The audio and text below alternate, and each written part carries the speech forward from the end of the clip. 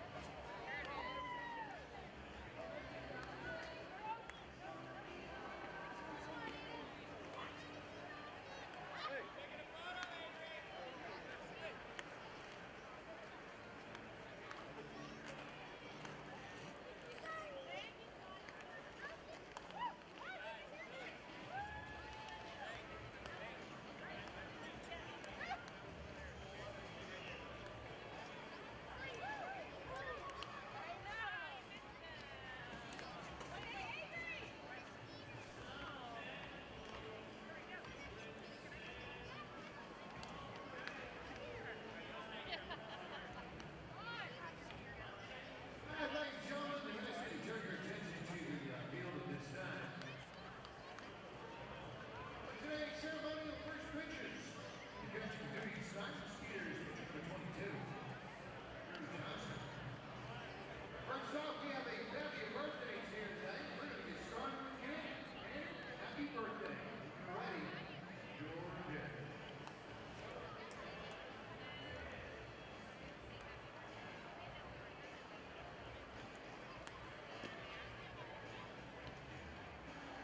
All right, next up we've got Ryan celebrating birthday today. All right, Ryan, happy birthday to you, buddy. And when you're ready, it is your pitch. Strike right next to Garrett. Garrett, happy birthday to you, brother. When you're ready, fire.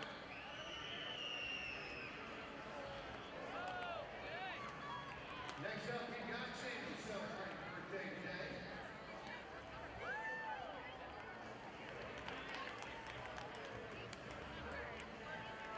And next up, we got Rick Scott with three-time National Mania. This is the organization, ladies and gentlemen. You're going to have a chance to help and benefit with our jersey auction tonight. Last but not least, from the Galveston Parrothead Club, please welcome Richard as part of the Parrotheads here tonight. Welcome. Beautiful constellation. Ladies and gentlemen, let's stand up for these first pictures of the season.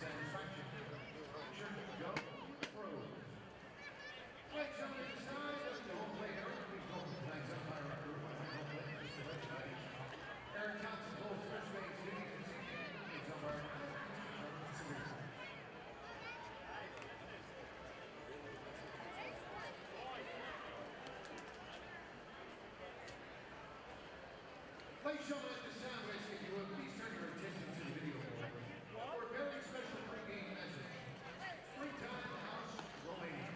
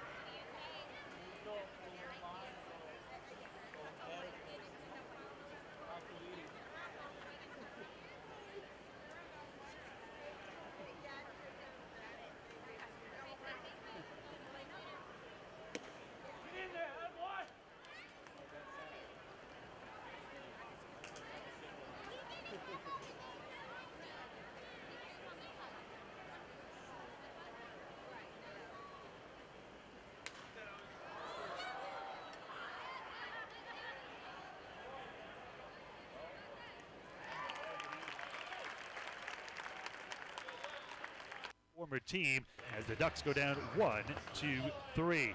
Ducks do not score here in the top of the first. Skeeters coming to bat for the first time when we return.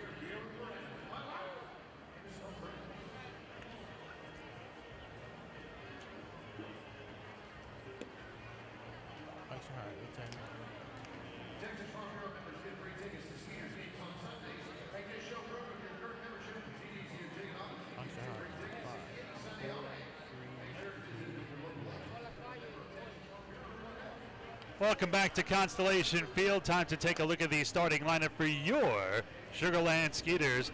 Brought to you by MemberSource Credit Union. Whether it's a Skeeters checking account, an auto loan, or a home loan, be sure to check out MemberSource's complete lineup at membersourcecu.org. Leading off is Josh Prince. He'll play second. Batting second is shortstop Kevin Aarons. At first, Travis Scott. He'll be in the 3-hole. The cleanup hitter, U of H product Brian Pounds at third. In right, Anthony Jansanti bats fifth. Joel Guzman, the DH, bats sixth. Hector Oliveira bats seventh. He'll be in left. Batting eighth, Wilfredo Rodriguez. He'll do the catching tonight. And in center, batting ninth, Derek Miller. Here's the defensive alignment for the Ducks. It's Vega, Cleary Jr., and Lentini left or right in the outfield. Alfonso, Lyons, Reyes, and Sanko around the diamond. And Pacheco catching. John Brownell making his 121st career start in the Ducks uniform. Brownell, the franchise leader in just about every category, and amazingly, this guy has never been to an all-star team in the Atlantic League, but all he's done, he is 50-37 lifetime for the Ducks and a 3.58 ERA. He has won double digits in wins each of the last 3 years, and I think this is the year he really has to get to the all-star game. He has been really the ace of this staff for 5 years now. He pitched against the Skeeters in the playoffs last year. First pitch here is a strike on the outside corner, 0-1, and this is the first time the Skeeters are seeing the Ducks at home since beating them here for the Atlantic League Championship Series. They won the first 2 games here, and then they clinched the championship in Game 1 on Long Island in a 3-game sweep, part of that 10-0 run down the stretch. 0-2 here on Josh Prince, the former big leaguer, 243, 4 home runs, 23 RBIs. He is tied for second in the league in runs scored with 35 and second in walks with 39. And when he's walking, he's doing well, and when he's doing well, the Skeeters are doing well. Really the catalyst to this team for the last year and a half and a big part of the Skeeters championship. And I think, Brett, Prince is one of those guys, you can kind of throw the numbers out at 243 and you say, oh, well, he's not a great hitter if you don't watch him every day, but he walks a lot, he gets on base, he makes things happen, he's got a dozen steals, a terrific second baseman. There's a lot more to it than just his numbers. You know, I think he also has a great personality, and sometimes those guys that keep a team active and alive are so much more valuable when they're out there playing on a regular basis as opposed to being on the DL where he's had a couple of stints. And we had him mic'd up last year. You can kind of hear all those leadership skills out on the field. Dropped a few bombs too, but then he was nice enough to apologize to you personally in the middle of an at-bat, which I thought was very nice. Yeah, nice testament. Payoff pitch to Prince. This one swung and hit to the left side. Diving stop by the third baseman Alfonso, and he fans on the throw. I haven't seen that since football follies in the NFL. He dove to his left. Beautiful play, came up, and when he went to throw it, he cocked his arm back, and he dropped the ball. It's true that a hit or an error. I mean, he dove for it, so I'm thinking it's a hit. I would say it's going to be a hit, but you're right. That ball just came straight out of his glove. And I know the ground's a little bit wet still after they doused it before the game, but he just, quite frankly, lost the handle on the baseball quickly. No wonder he didn't spike it. Giovanni Alfonso is the third baseman, and his dad, his uncle, I should say, is Elgardo Alfonso, the former Met and current manager of the Brooklyn Cyclones. One is low and away, 1 ball and no strike, so Prince could take off here.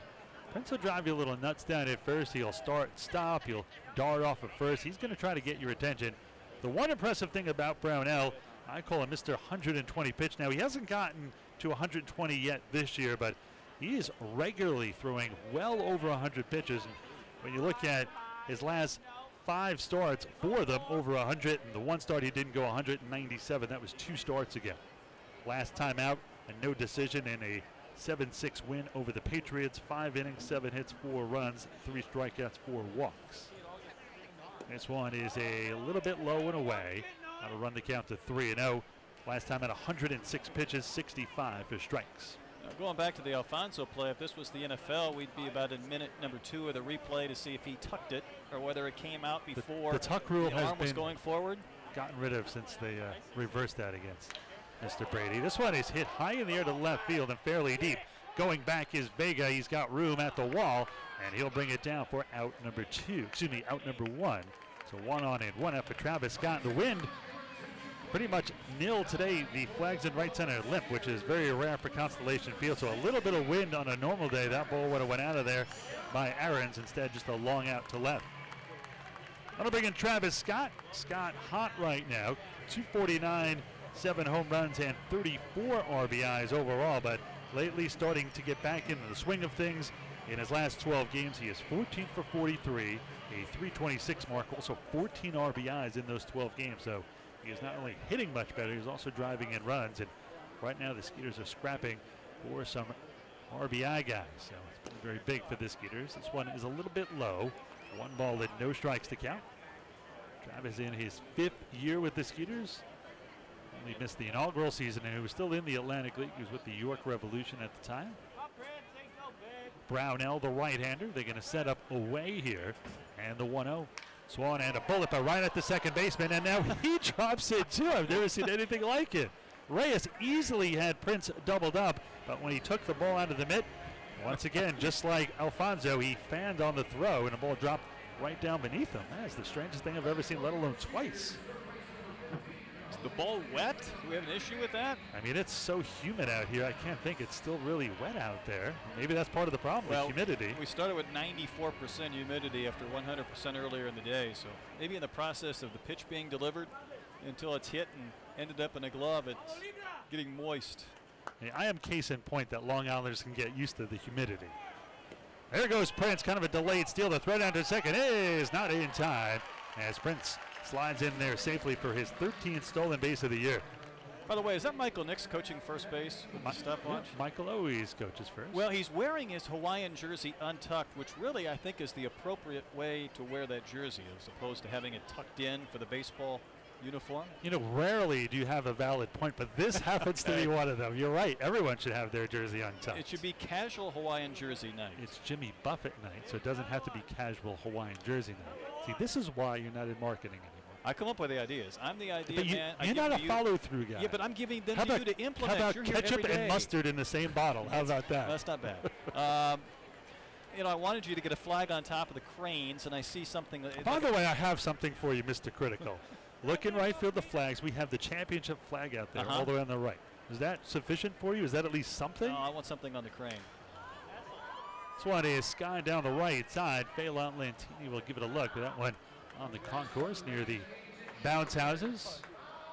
You know, every day there's a new crane out there, so it's really hard to keep up with. But it's like a Tennessee volunteer flag. I'd love to see some type of Skeeter flag up on top of that crane. And with all the interns you have here, I think somebody could just climb up and plant one up there. You know, I'm going to plant one right on you. Maybe when you start participating in some of our promotional nights, then maybe I'll consider some of your so-called ideas. The 0-2 is low and away. 1 ball and 2 strikes. No score here in the bottom of the first between the Skeeters and the Ducks. Game 2 of a 7-game series. And if Brett doesn't get it. Maybe the rest of the folks listening will like to participate or perhaps come down Jimmy Buffett night after the game. Jerry Diaz and Hannah's Reef of a post-game concert series this year, sponsored by Bud Light, as this one is low. 2 balls, 2 strikes, 2 outs, 1 on. Again, bottom of the first, no score. Prince down at second with 2 away. Really turned out to be a nice night. I know it's a bit humid, but the temperature could have been much worse. And quite frankly, with the rains we had this morning, we had to wonder if maybe the game would be in jeopardy. But we lucked out. Nice evening for baseball, outdoors in Sugar Land. 70% humidity, 84 degrees currently, as this one is fouled back into our right. And Pounds, I got to tell you, is very close to going on a hot streak.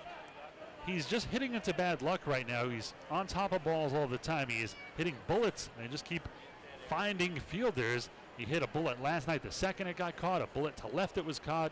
Just a matter of time, and that's the way baseball works. Eventually it's going to even out the other way, and he's going to go on a tear. And we've seen Pounds the last few years, and Pounds is a guy Gary has wanted for a few seasons. Houston native, went to the University of Houston, pops this one up into shallow right field. In comes Lentini, and he'll bring it down for the final out.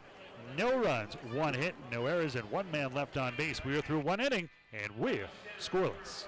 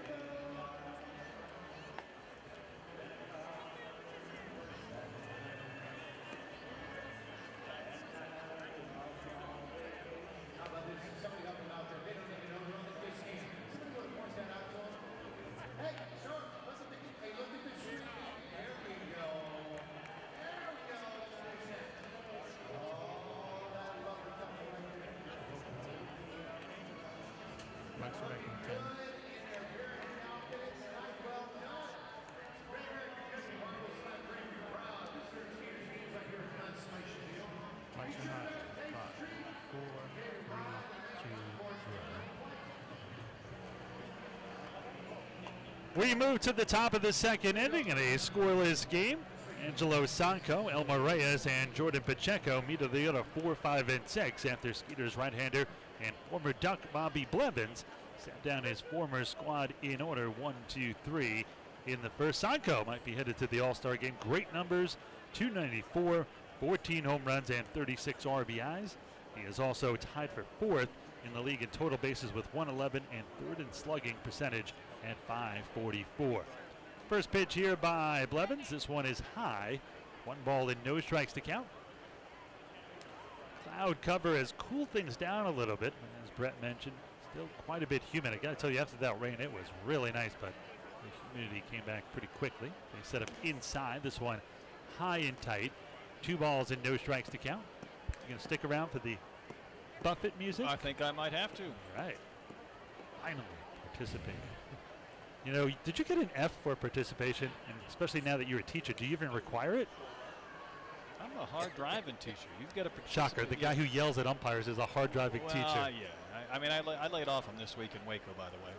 My kid's youth tournament. Well, I what was gave it, him a National freebie. Layoff Ump Week? Well, there was one plate umpire I had to get on a little bit. But since youth softball's over, I'm a much calmer guy.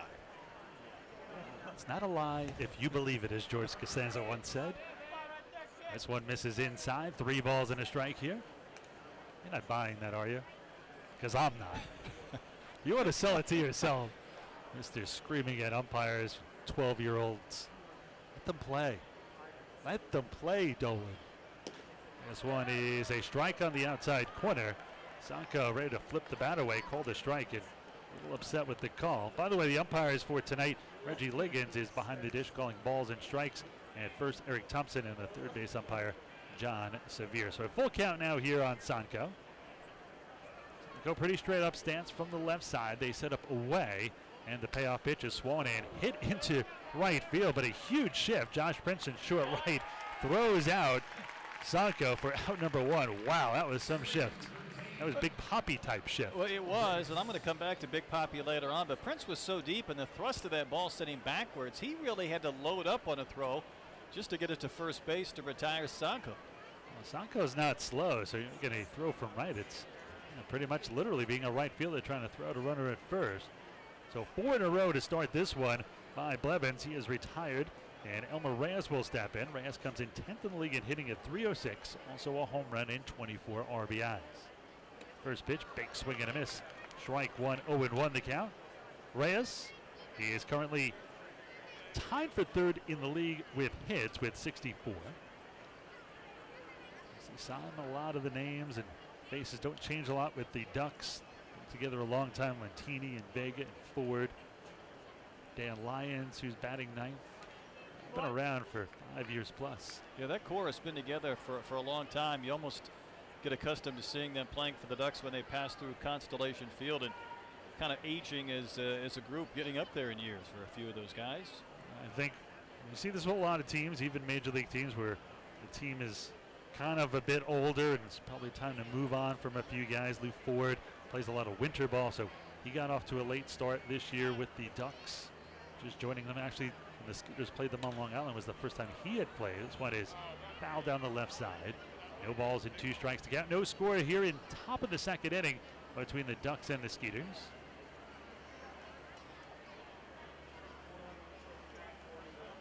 No ball, no runs on no hits for the Ducks. No runs on 1 hit for the Skeeters. No errors on either side of the ledger for either team.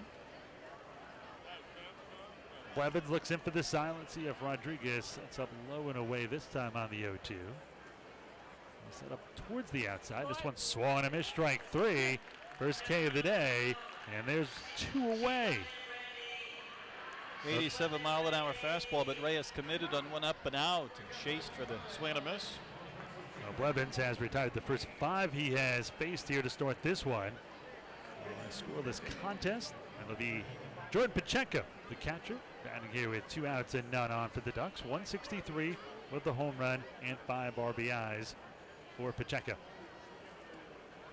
Righty-righty matchup for Blevins. They'll set up inside, and this one is a little bit low, but I call that one a strike. Just to caught him at the knees. No balls and 1 strike to count. Blevins working quickly, just waiting for Pacheco to get set, and now he is. They set up outside the 0-1. This one way outside as Skeeters catcher Wilfredo Rodriguez had to backhand that one. 1 ball and 1 strike to count.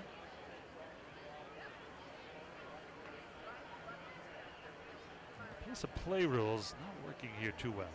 Pacheco's not stepping out of the box as you're not supposed to, but he's stepping off pretty much every single time. This one swung and fouled into the net. 1 ball and 2 strikes to count.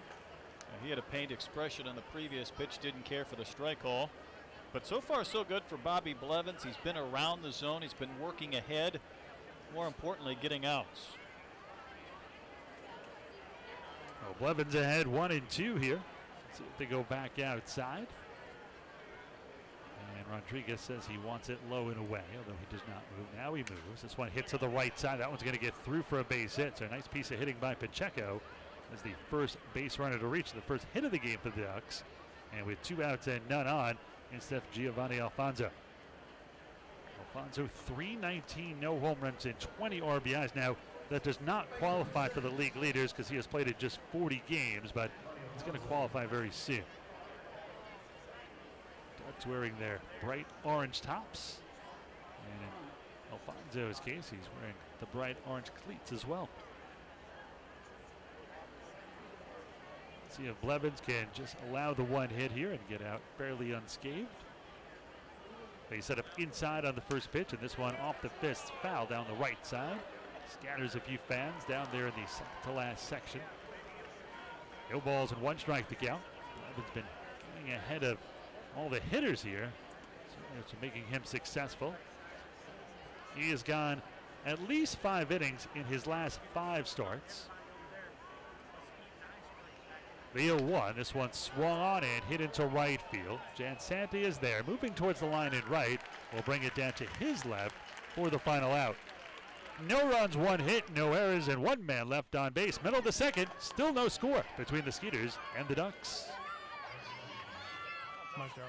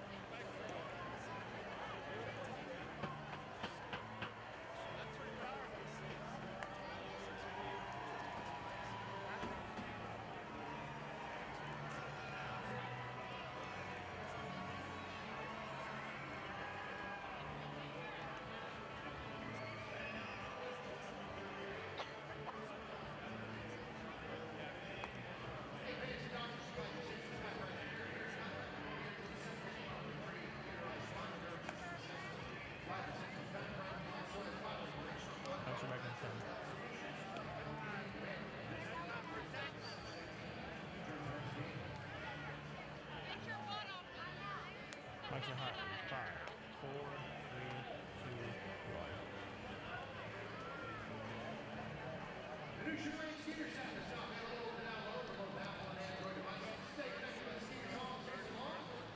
1. Well, celebrate the Skeeters' 2016 Atlantic League Championship on Sunday, June 25th at 6:05. The first 2,000 fans through the gates will receive free Skeeters Championship flag. To get your tickets, call 281-240-HITS or log on to sugarlandskeeters.com. Skeeters, I mentioned, beat these Ducks for that championship. I think you have a time or two, and you've got your ring fixed. You've got that on, and we'll have the championship banner given away tomorrow, so it's all a good reminder. Well, Anthony Jansanti will lead it off, the former Cubs prospect. This one is hit into center field. That will hold up. Wow, that one was going to fall in, but a line drive bullet holds up for Delta Cleary Jr. in center. 1 pitch and 1 out for Brownell. Joel Guzman will step in. 199, 5 home runs, 19 RBIs. Those are his combined numbers between York and Sugarland. Still only has 1 hit as a member of the Skeeters, but that hit a home run. So 1 for 26 for Guzman.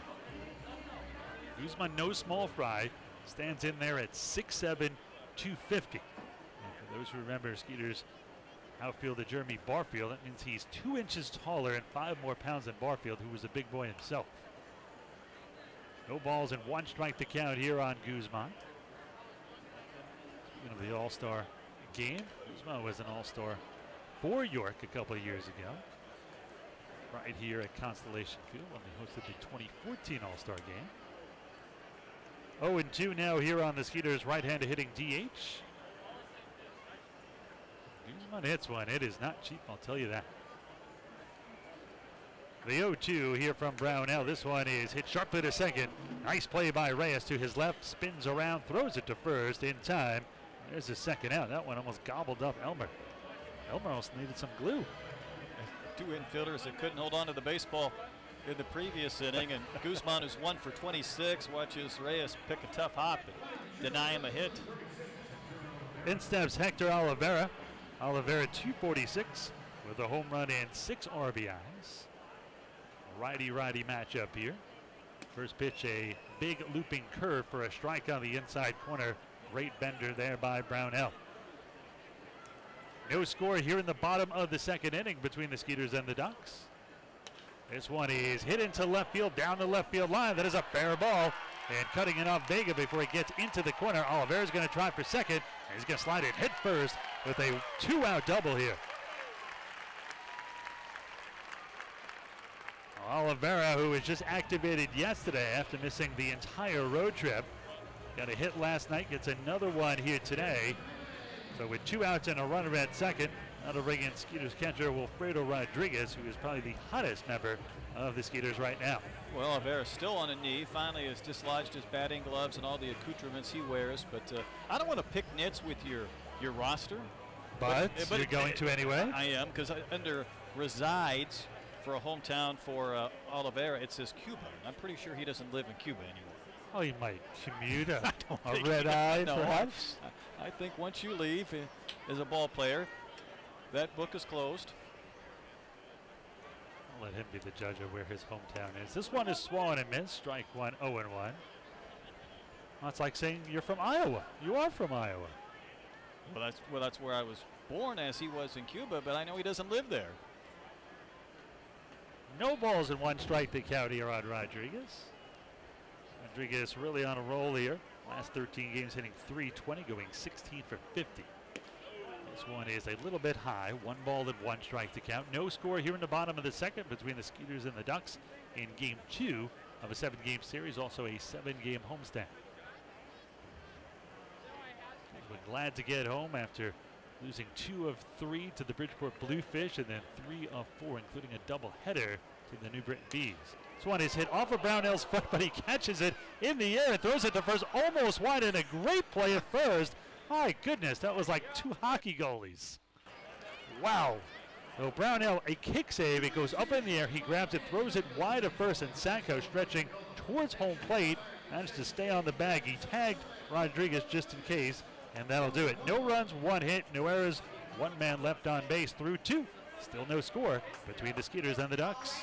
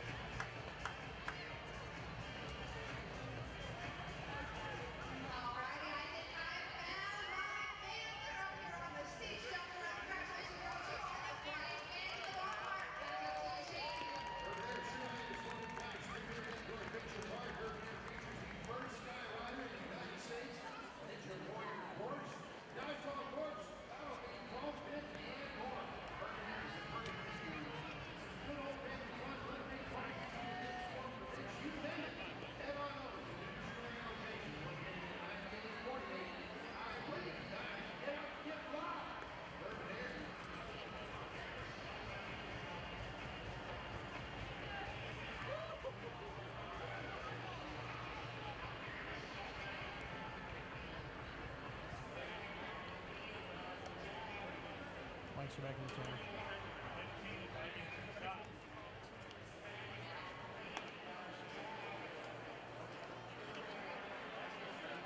Mike's are hot in 5, 4, 3, 2,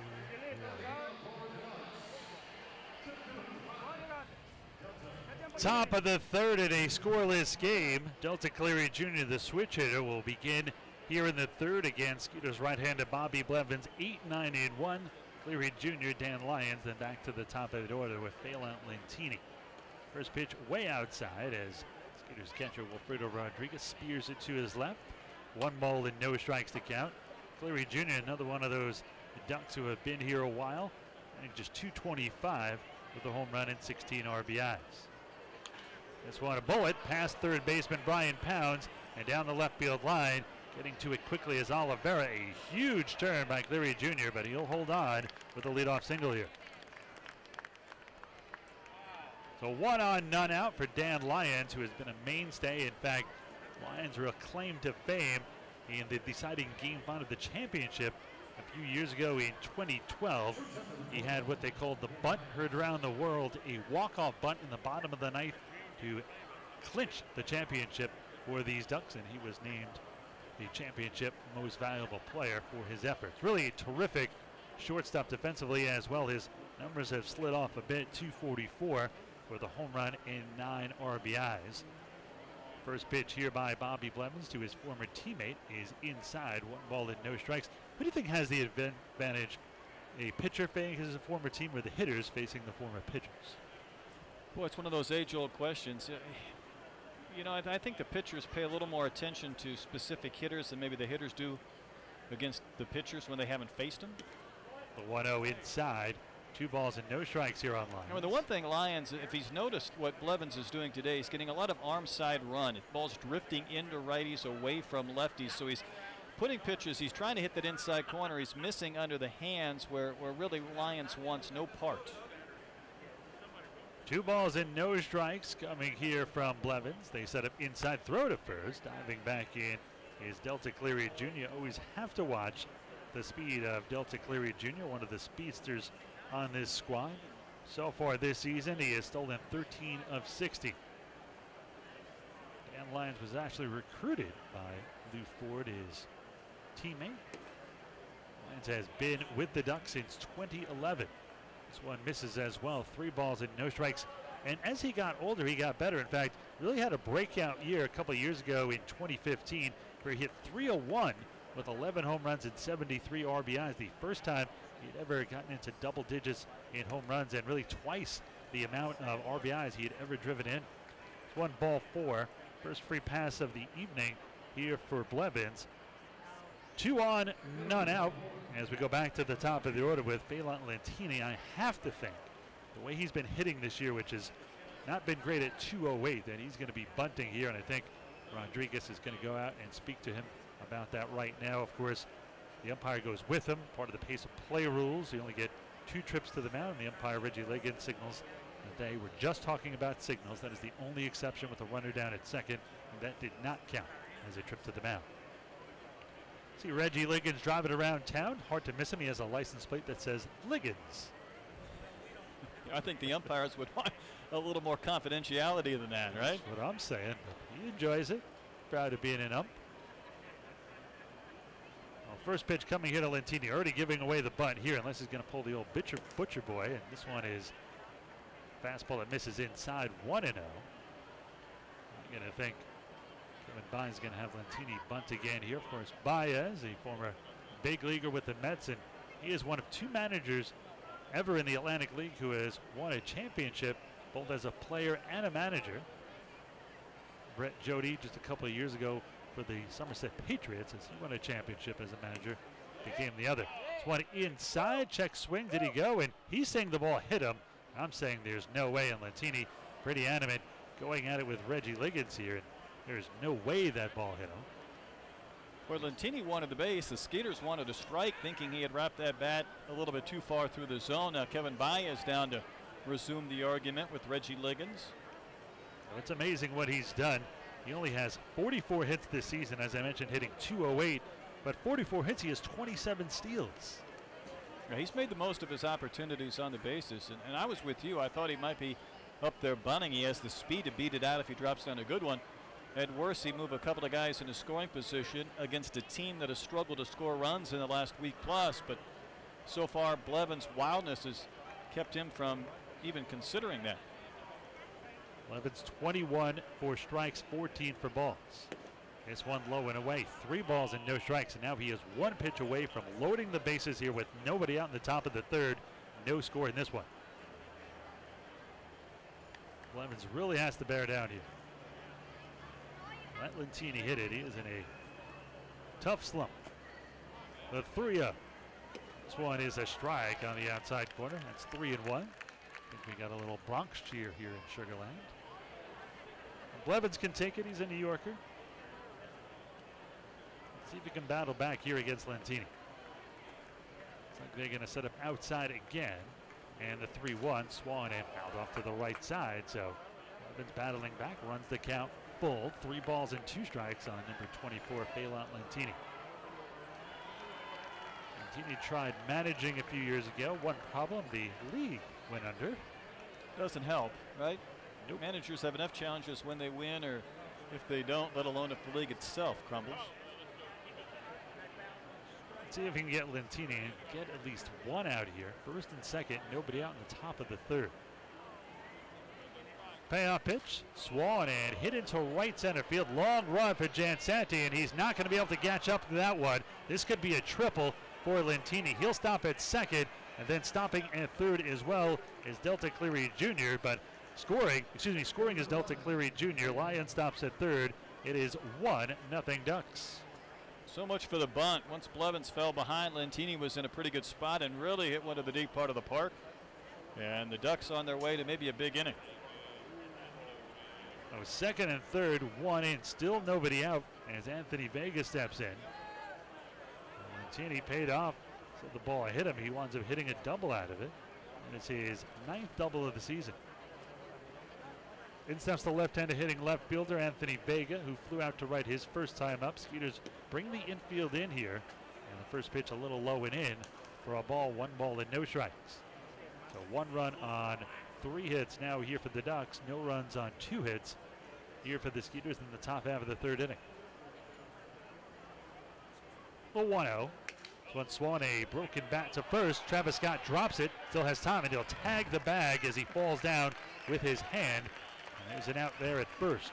Hand and the ball with the base. And there was a moment of panic once that ball squirted behind him with the thought that maybe Lions would try to score. But by playing the infield in, and even after the bobble, they got that first out and kept the runners at second and third base. So now if he can get around Ford, I got to tell you, with first base open, I think I would intentionally walk Ford. But the cleanup hitter behind him, Angelo Sanko, really all-star caliber season, 294, 14 home runs, 36 RBIs. But Ford, no matter what age he is always a difficult out. That's how I think I might play the infield back here. I might concede that second run rather than something squirting through that might score a pair. First pitch here to Ford is low and away. 1 and no strikes to count. I trust Ford's ability to put the ball in play, maybe punch one through, and if he does with Lentini at second base, give the Ducks at least a 3-run inning rather than maybe a possibility of a 2-run frame. The 1-0 coming here to Lou Ford. Blevins kicks, deals, and this one misses inside. 2 and no strikes to count. Blevins, who looked good through the first 2, struggling here in the third. He's been behind almost everybody 2-0, and again, that was that arm side run into the right-handed hitter where Ford's not even going to offer a swing. It starts out inside and then runs even further in. Ford, a native Texan from Beaumont, also went to Texas A&M and Dallas Baptist. This one is hit down the left field line. This one's trouble. That's a fair ball. This one is going to rattle around in the corner. Scoring easily from third is Lions. Lentini scores a double for Ford. And just like that here in the third, it is 3-0 Long Island. There's your bat to ball skills, and there's your RBIs for Ford, and kick-started a big frame here for the Ducks. Last night, Long Island scored 2 in the second and 3 in the sixth. 3 here in the third, and a 3-0 lead already. And this has been the problem for the Skeeters. They fall behind early. They're always playing catch-up. It just becomes exhausting. You wanted to put that and mustard in the same container, right? Yeah. Okay. I think it's a good idea. Might be something to percolate on, think about. Are you a mustard on your hot dog or a ketchup hot dog? No, I'm a mustard guy. Okay. Well, for those who are both, it saves lots of time. Sure would. It's all about convenience in today's day and age. That's why I think it's really more about, this is why it's such an advanced product. It's time management. You don't have to go for the ketchup and the mustard. Just 1 squirt, good to go. Those long concession lines. One is a little dribbler to the right side, right near the Skeeters dugout. No balls and 2 strikes. How was that again? Okay. This sound, it makes you been to a concession stand. Once or twice, yes.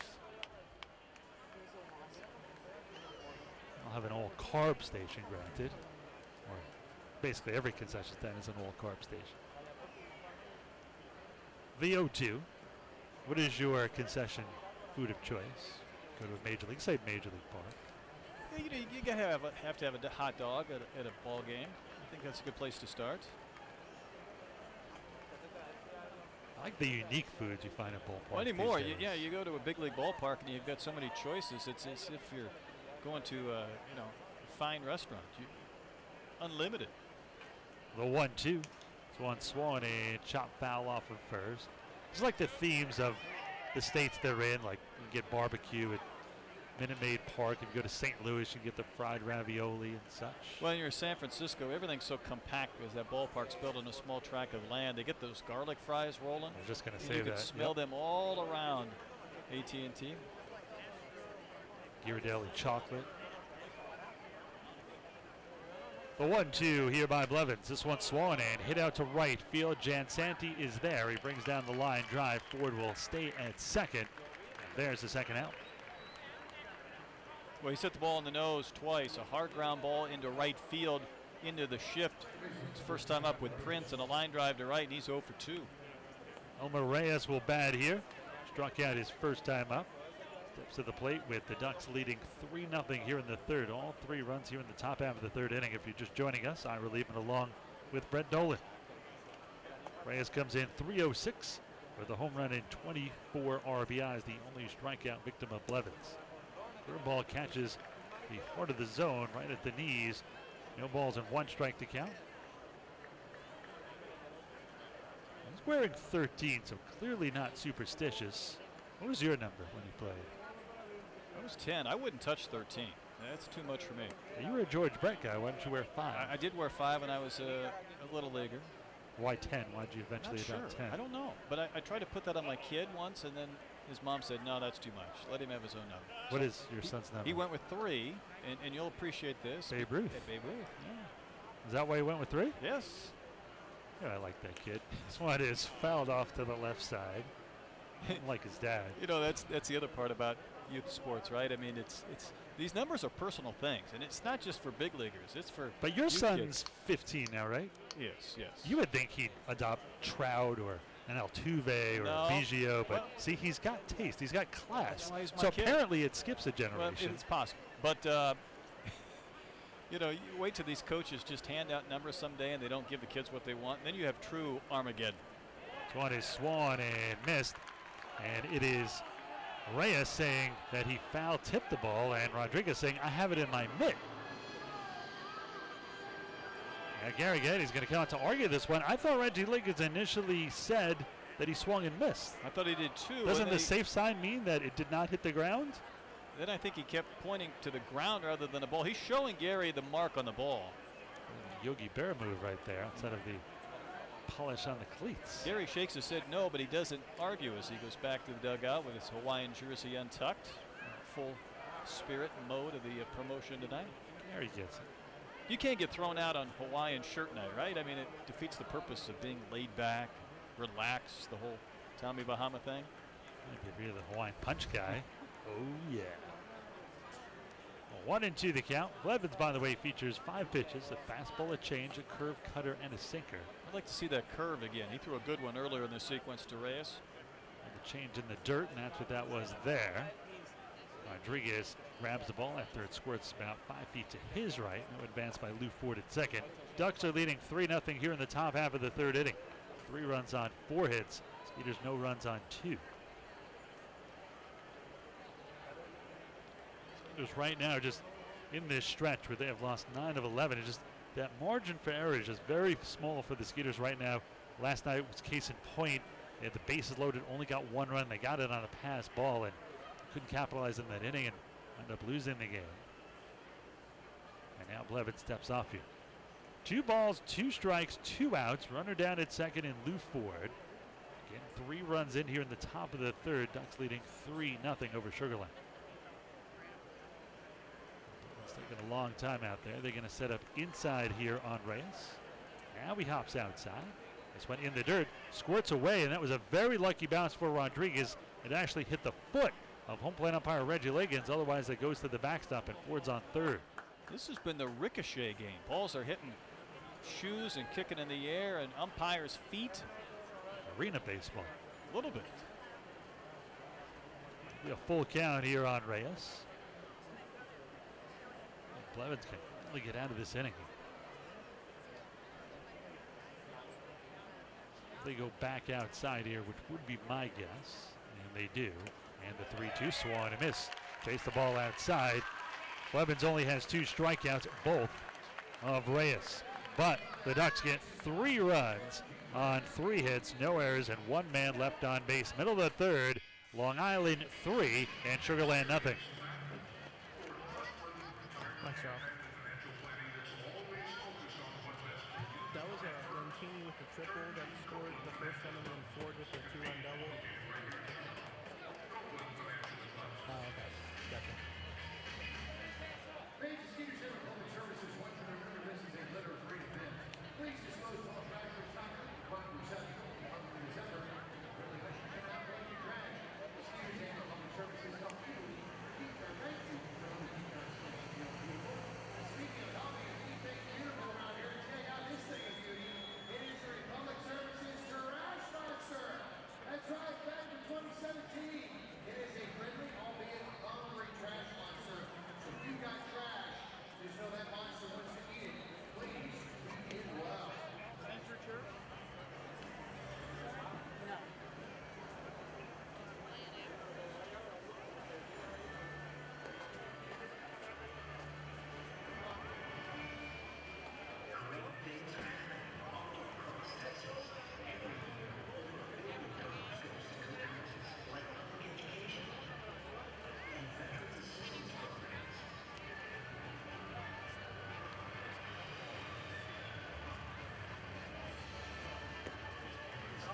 Mike's back in 10.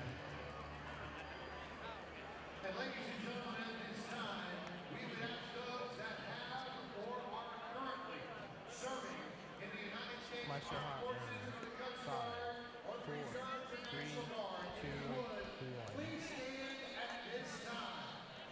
Ladies and gentlemen, let's We move to the bottom half of the 3rd inning. Skeeters now find themselves down 3-0 here. Skeeters will bat 9-1-2. And Derek Miller then back to the top of the lineup with Josh Prince and Kevin Aarons. Miller comes in 231, 4 home runs and 18 RBIs, but starting to get hot again. Last 3 games, 4 for 10, and even 400 over those last 3 ball games. Miller also a perfect 9-0 this season in stolen base attempts, so leading off here in the bottom of the 3rd if he gets on, most likely will go. Just want to strike on the outside corner. No balls and 1 strike to count. Blevins kicks and deals the 0-1 here. And this one is a strike on the outside corner, so Miller quickly down. No balls and 2 strikes to count. You know, I always thought Brownell was a very good pitcher, and I guess he just pitches extra good against the Skeeters. He is 11-3 lifetime with a 2.48 ERA. You know, he must be tough to hit against. That ball kind of rolls out of his wrist. There's a little bit of a pause on his delivery, and that ball doesn't seem to come out of his fingers as a hitter. It seems to roll off the edge of his wrist or hand. The 1-2, this one foul down the right side. That'll make the seats. Count remains 1 ball and 2 strikes. Brownell originally drafted by the Phillies in the 27th round in 2006 at the University of Oklahoma, and his very first start as a Duck was right here at Constellation Field. Well, at Oklahoma, he actually took the loss in relief in Game 3 in 2006 in the Houston Super Regional against Rice, his only loss of his senior year with the Sooners. 2-2 now the count. He's the pitching here in Texas. He was drafted twice, originally by the Rockies in the 47th round in 2004. A nice snag there by Brownell. Right side of the mound, he'll throw out the speedy Miller. 1-3 on the putout. Skeeters just can't get a break here. Back to the top of the order with Josh Prince, who has one of the Skeeters' 2 hits, an infield hit. Also wound up stealing second. Before joining the Ducks, Brownell had 5 years of independent baseball. Kalamazoo in the Frontier League from 2007 to 2008. Lake County in the Northern League in 2009, and 2 seasons in Grand Prairie in the American Association in 2011 and 2012. Big curveball hits the outside corner for a strike. No balls and 1 strike to count. Well, Brownell is the Ducks' all-time leader in wins with 50. Game started 120. Innings pitched at 795 and strikeouts with 610. The 0-1. This one is fouled off of third. Garagatti, the 4-time Gold Glove winner, snagged that one. I think that ball caught him. It's a good thing he caught it. It was well positioned to do some damage. So no balls and 2 strikes here on Prince. Now the wind starts to pick up, blowing out a little bit towards right center. Check swing. They appeal. Didn't look like he went, and he did not. Reggie Liggins, the home plate umpire, appealed to first base Eric Thompson. Thompson said no. They set up outside the 1-2. Swung and skied into right field. Phelan Lentini waiting for the ball to come down, and it does in his mitt for out number 2. The 2 outs, none on. Kevin Aarons will step in. Aarons flew out to left his first time up. Came in at 275 with 5 home runs and 31 RBIs. And Aarons, who is amongst the top 10 in the league in hitting for a while, really has gone into a big slump in his last dozen ball games. Just 9 for 50, a 180 mark.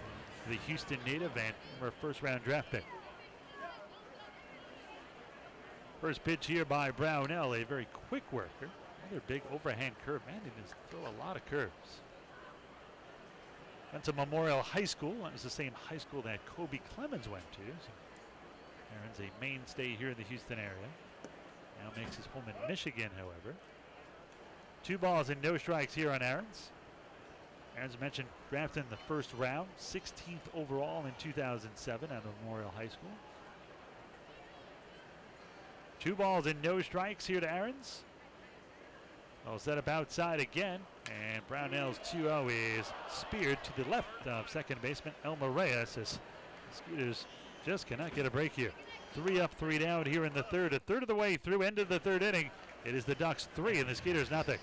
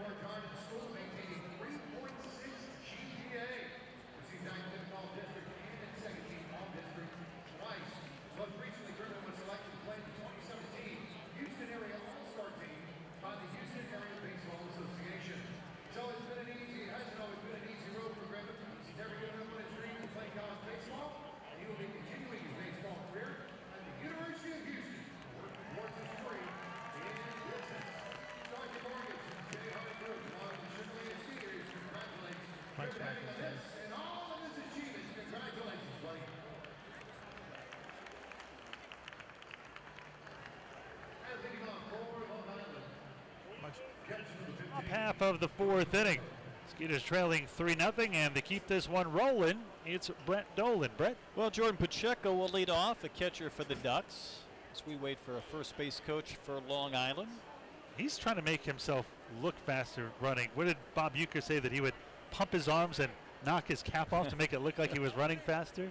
Yeah, Ruben Gauthier was pumping those arms to get over to first base. That was looked good. Pacheco singled back in the second. Maybe more big league service time than anybody combined in this game as he takes a pitch in for a ball. He spent 6 years in the major leagues, most recently in 2016 with the Reds, but before that he had a couple of years with the Diamondbacks and 4 years with the Rockies. You start talking about the major league season and maybe some of the biggest surprises. I think those 2 teams, Arizona and Colorado, might be the 2 most pleasant surprises as Pacheco takes one in for a ball. I think Colorado is just beginning to start to fall back to the pack a little. I mean, they still got a half a season and change to go. We'll see if they're there at the end. I'm doubting it. I would too, but a team that's 47-28, they're in 3rd place in their division as Pacheco takes a strike at the knees over the outside corner. They've been a pleasant surprise. Arizona, team with a managerial change coming into this year, so Been a lot of fun to watch that division, and Pacheco, of course, a lot of experience with 2 of those 3 teams. Blevins the wind in the pitch. It smashed a third on a couple of bounces. Backhanded nicely by Pounds. His throw's a little bit low, but it's taken on a short hop by Scott to retire Pacheco for the first out here in the 4th inning. That's what Pounds does so well. I mean, when we say defense doesn't go into a slump, he is such a terrific third baseman.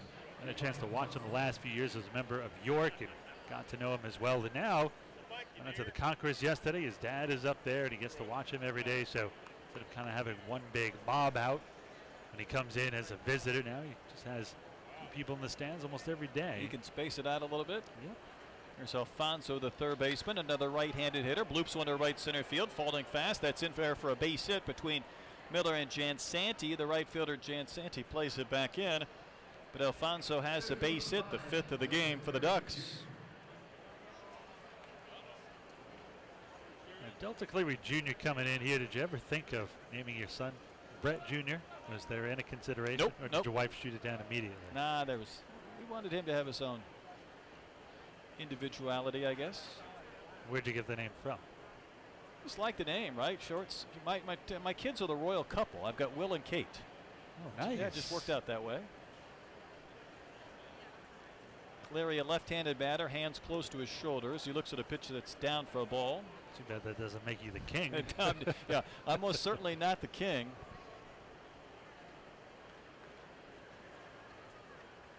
Cleary Jr. went to college at Louisiana State University. Eunice?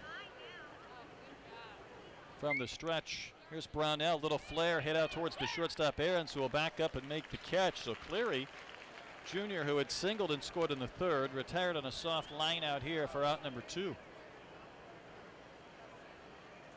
Last year he hit .321. This year entered the game at just .225, so that's the 2nd out, and it brings up Dan Lyons. Lyons walked on 4 pitches to put a couple of guys on with nobody out last inning, and it kick-started that 3-run frame. Lentini would double in the 1st run. Lou Ford, the veteran, would double in 2 after that. And that's our current score, 3-0 here in the 4th inning. Lyons will swing, and he lifts one high in the air, shallow left field near the line. Oliveira running over, crossing into foul territory out of our vantage point. He made the catch. Reggie Liggins down the line was there to have a good look, and Oliveira with the grab to end the inning. So a hit for the Ducks. They leave a man. 3.5 complete. The Ducks lead the Skeeters 3-0.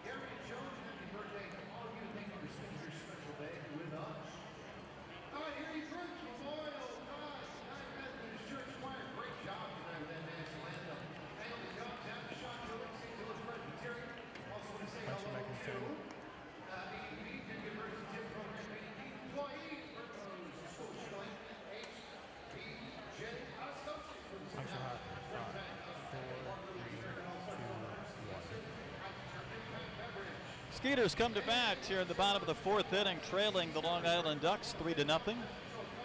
Travis Scott, Brian Pounds, and Anthony Jansanti, heart of the lineup, will bat against John Brownell. So far through his 3 innings has given up just 2 hits, one of those of the infield variety for the Mitchell, South Dakota native. Travis Scott lined to second, his only time in. Travis, a 3-time Atlantic League All-Star. Mentioned he is on a hot streak right now. May be able to get enough votes to get into the All-Star game. Was the MVP of the All-Star game 2 years ago in Bridgeport. Curveball fouled right back to the screen. Now you're a New York native. That's obvious. We talk about that on a regular basis. And I'm a farm boy from the Midwest, from Iowa. This should be good. Here we go. I haven't even started yet. Come on, bring it on. I mean, we got the odd couple thing going on. True. And Scott waits on the pitch from Brownell. There's a ball tattooed down the right field line into the corner. Will it stay fair? And it is a foul ball to the right of the pole. Before you get into your monologue here, David Ledovich, Yeah. one thing we do have in common is quick wit and sarcasm. Well, yeah, that's our happy medium. We're high on sarcasm. But you know, you look at Brownell, and I always kind of check where these guys have played most recently, but also where they're from. And when you look at John Brownell, he's from Mitchell, South Dakota. So for me, immediately that conjures up one image of their main tourist attraction that Mount I'm sure Rushmore. you've never heard of. No. Here's the two-strike pitch to Travis, and the curve bends inside. There's another one? It's a corn palace of Mitchell, South Oh, Dakota. the farm boy from Iowa knows where all the corn palaces is. What a shocker. I mean, how many corn if you asked me palaces where to get a are? good knish, I could tell you. Well, there can't be many corn palaces except Mitchell, South Dakota. So I bet if you went down and talked to John Brownell after the game, and you asked him if it was a good year or whether the birds were eating the corn, I mean, he would have an idea. You know what okay, tourism you're is talking like. to a guy from Long Island. So what is a corn palace exactly? Well, it's a giant building with corn outside and kind of in murals and design. So it's their tourist attraction. So it's the Redneck Art Museum of Corn Well, is what you're telling me. Travis pounds another one. This one well fouled to the right, on the right field side, and out of play. Don't you guys have paint in Iowa? No, we like corn. I mean, you go to the Iowa State Fair, you see the butter cow, the cow made of butter, which is always a big attraction. But then, you know, if you were making your way and you were driving, say from Minnesota or Iowa through South Dakota towards Mount Rushmore, you could stop in Mitchell and go to the Corn Palace. I'd highly recommend it. Let me enlighten you a little bit here, Dolan. First of all, contrary to popular belief, the entire state of New York is not New York City. That is only maybe 0.5%. Upstate and out east on Long Island, the Hamptons, where the celebrities have home, when you drive, they have these great corn stands on the side. You can go in and get your corn dunked in some butter, and it's phenomenal. So we're familiar. 3-2 curve is popped up to the right side. There is Sanjo. He's just a step inside fair territory, and he'll make the catch to retire Travis for out number one. Wow, I really know is this a doesn't palace. do as So it much. looks like the Taj Mahal. Yeah, I mean, this is radio, so it doesn't do much. But there's your Corn Palace in Mitchell, South Dakota. So what's inside, like eateries That's a and good paintings? question. And I was just a mere lad when I was most recently in the Corn Palace. We're talking 30 years ago, so I don't know. Talking up the Corn Palace, and you have no idea what's inside. I've been inside, but again, things could have changed. Maybe it's a South It's Dakota. corn. How many things can you do? I mean, popcorn, corn on the cob. And here's Brian Pounds, who flied to right his only time in. Curveball is hit high in the air to left center field. It's well struck, but not quite deep enough. Vega's just shy of the track near the carousel, and he'll make the catch. Also, you know, you say, well, why are they the Long Island Ducks? Well, the duck on Long Island is very well known for having good duck. There you and go. Potatoes, of course. Here's Anthony Jansanti, Connecticut native. His average at 308 after he had that long hitting streak earlier this year. 60 hits on the year for Jansanti.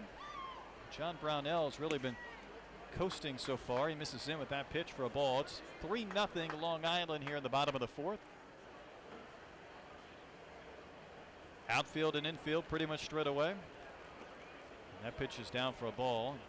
You know, you can't go to a big league game anymore without noticing just about every team with dramatic shifts, and they've got all the data points on where guys hit ground balls and fly balls, but still the Atlantic League, without maybe that avalanche of data, they pretty much play straight up, outfield and infield with a few exceptions. As that ball's popped out into right. Playable for Lentini. Whenever it comes down, he'll make the one-handed catch to end the inning. So the Skeeters go in order. Offensive woes continue a bit as we go to the fifth. It remains a 3-0 Long Island lead. Mike's off.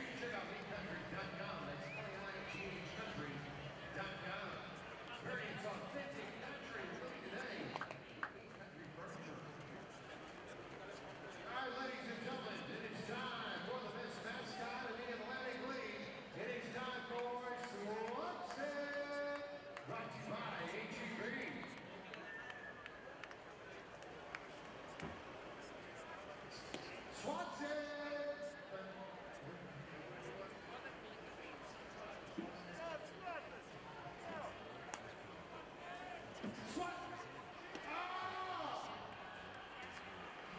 enjoying a cheeseburger in paradise. I see you working, Swanson. I don't blame you. Keep back, relax, and enjoy. Ladies and gentlemen, this mascot in the Atlantic League, it is Swanson.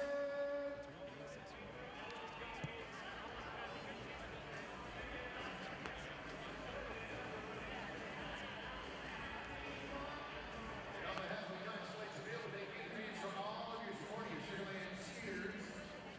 We look forward to a great weekend of home stands for you. Constellation, powered by Constellation Energy.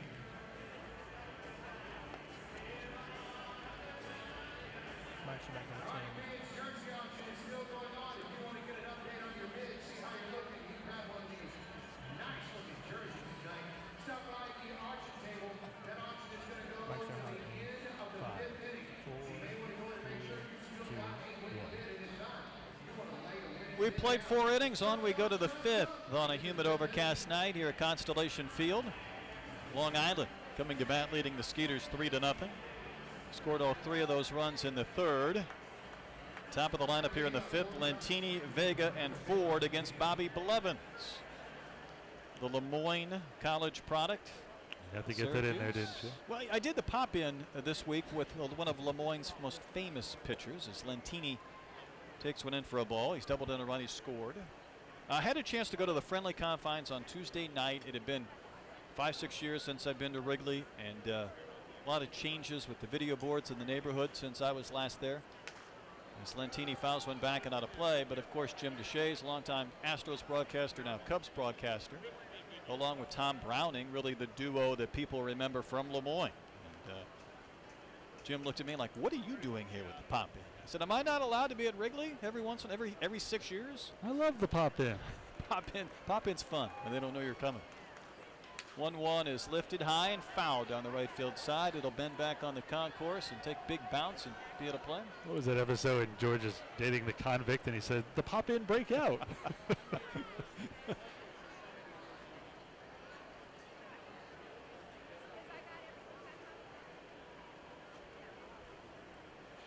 Lentini trying to get on base again. Last year he scored 108 runs, scored 32 this year. So really kind of a prototypical leadoff hitter as he fouled one to the right. He very angrily smacked at his barrel of his bat.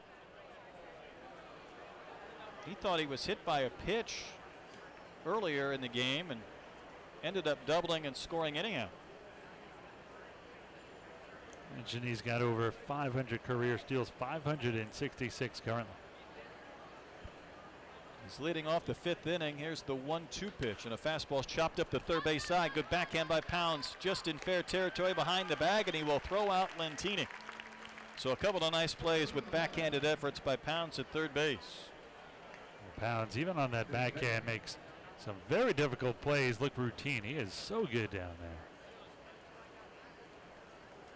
Skeeters started this year with Chris Nelson at third base, and I thought he was outstanding. He was great. Before he went to become a coach with Omaha AAA in the Pacific Coast League. Here's Anthony Vega. Batting lefty, shows bunt, takes one down. And I think that's what Skeeter fans forget. I mean, first it was Chris Nelson, then it was Barfield, then it was Wilkins. I mean, that's just too many bats to lose. I mean, that's what this league is for, and guys are going to get picked up.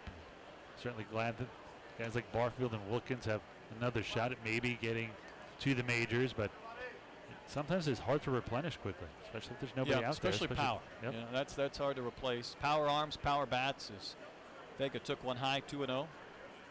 One out here in the 5th. Skeeters down 3, and there's a liner right to Prince, who catches it off his left shoulder for the second out of the inning. And 2 gone for Lou Ford. Doubled in a couple of runs in the 3rd inning.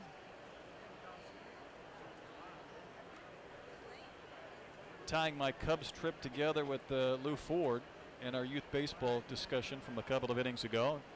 Kid had a chance to play at Dallas Baptist University a few weeks back. Beautiful facility now. I don't think it was the case when Lou was there.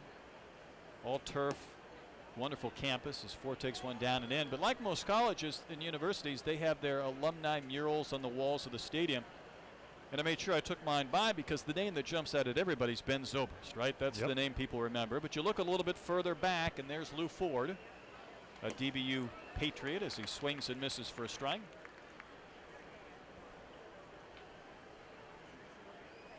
Here's a fun fact. Phelan Lentini and Lou Ford, both born on the same day, August 12th. Ford will be 41. Lentini will be 40. That's a lot of candles right there. Yep. It's a high fly, shallow center. Miller comes racing on, still drifting in. He'll make the one-handed grab to end the inning. So the Ducks go in order. Hey, we're halfway done on a Saturday night from Constellation Field. It remains 3-0 Long Island. Marks off.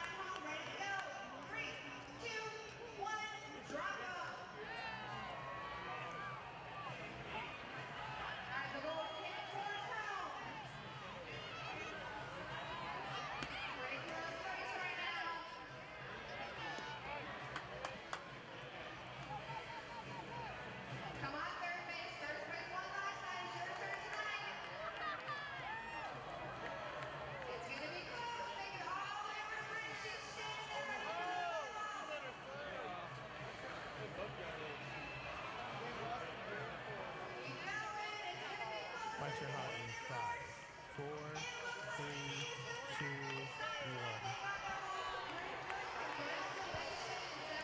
Skeeters need some runs. I know I'm belaboring the obvious, but this would be as good a time as any, down 3-0 in the bottom of the 5th. Just 2 hits so far against John Brownell, who's been pretty good. He'll face Guzman, Oliveira, and Wilfredo Rodriguez, 6, 7, and 8.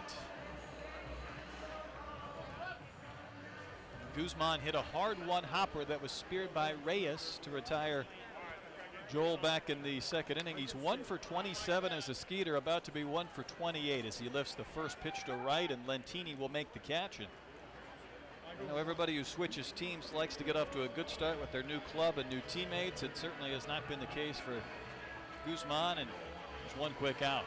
Swinging at way too many first and second pitches. Meanwhile, Brownell getting on a roll. That is 8 straight retired by Brownell, and that is a guy you do not want to get into a groove. Here's Oliveira. He doubled in the 2nd inning. One of the 2 Skeeters hits. He's going to swing at the first pitch. Lifts it out there to Lentini. In underneath it. 2 pitches, 2 outs for John Brownell here in the bottom of the 5th inning. That's 10 in a row set down by the Long Island right-hander. If you're Wilfredo Rodriguez, this is where you ask for a chair, right? I mean, you just don't take your time to get up to the batter's box. You just gotta take a knee and do whatever you can to give your starter, Bobby Blevins, a second just to catch his rest after he's thrown 5 innings. But Wilfredo almost obligated to take a pitch here as well. First pitch is a strike, and if you're Brownell, you know that too. You just pump one right in there and get the quick strike. 55 pitches now for Brownell, 35 for strikes. Right-hander with the wind, the pitch, and he just misses. Almost a similar spot to the previous pitch. This time, though, he doesn't get the call. The velocity is not overwhelming from Brownell by any standard. Pitch is cut on a miss. That a breaking ball at 77. Now that you finally got my radar gun fixed, you'll see Brownell on his fastball anywhere from 83 to 87. Not overpowering, but he's been around the zone. He's changed speeds and located well. You know, I thought I could get through one game without you being high maintenance. Well, there he is. Welcome back, Mr. High Maintenance. There's that curve. Uncle Charlie paid a visit, and Wilfredo with a rip and a miss. quick inning to say the least. 11 in a row set down by Brownell through 5. The Ducks over the Skeeters 3-0. Nice job.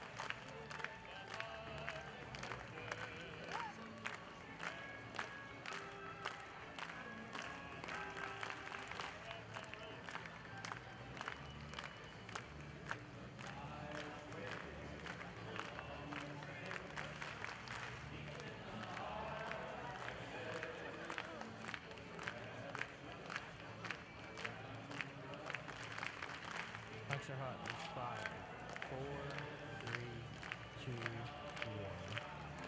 1.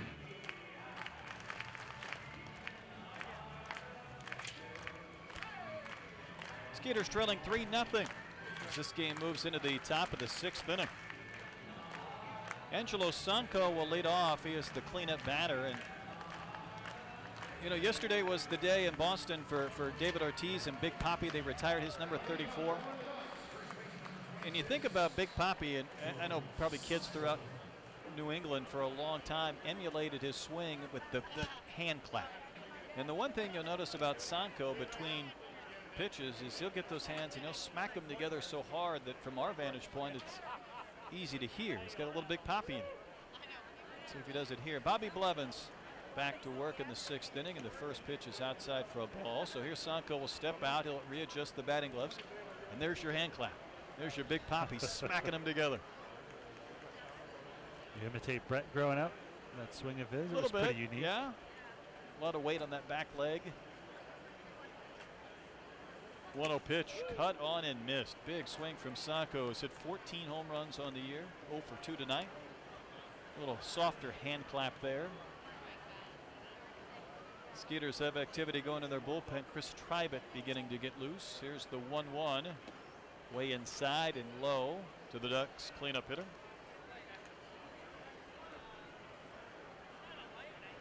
Sanko came in 11 for his last 26. A Loyola Marymount product. Swings and misses. That top hand came sailing off the bat as he wrapped it through. Off speed pitch, and it's 2 balls, 2 strikes. Skeeters right-handed Chris Tribett beginning to warm in the Skeeters pen.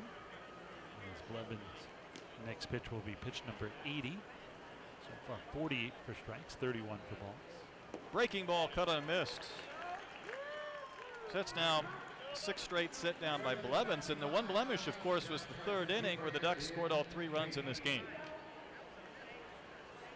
And during this slide, the Skeeters, they just seem to allow that one big inning every game, and sometimes it's in the 3rd, a couple times on the road it was late in the 6th or the 8th inning, but it's just that one big inning that they just can't seem to avoid. And when you're struggling for offense, that's usually the difference in the game. It's true. As Elmer Reyes takes one low and in. Reyes has K'd both times against Blevins. There's only 3 strikeouts in the game for Bobby, but 2 of those belong to Reyes, who came in hitting .306. That pitch runs away from the right-handed batter. 2-0. One thing about these 2 teams, even though they're in different divisions, well, there's been a lot of games over the last couple of years, last several years between these 2 clubs as Reyes fouls one back. Should the Ducks win tonight, The all-time series would be even at 52. Amazing play, over 100 games, and it's dead even. It's Even Steven. unbelievable. Reyes coming off 3 hits last night, swings and fouls one back and out of play to the right side.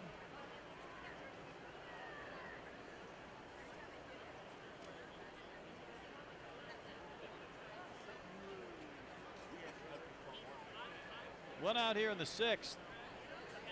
Blevins will wind and pitch. Soft little pop-up on an elevated pitch.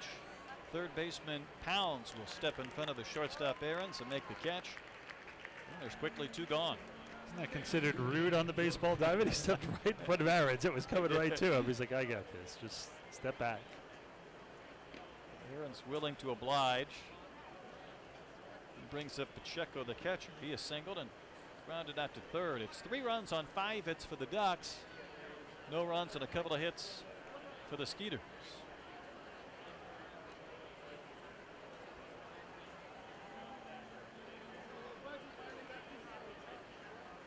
Righty's pitch lined into right center for a hit. Miller over to circle around it, retrieve and play it back in. So Pacheco has his second hit in 3 at-bats. And he continues the 6th inning for Giovanni Alfonso.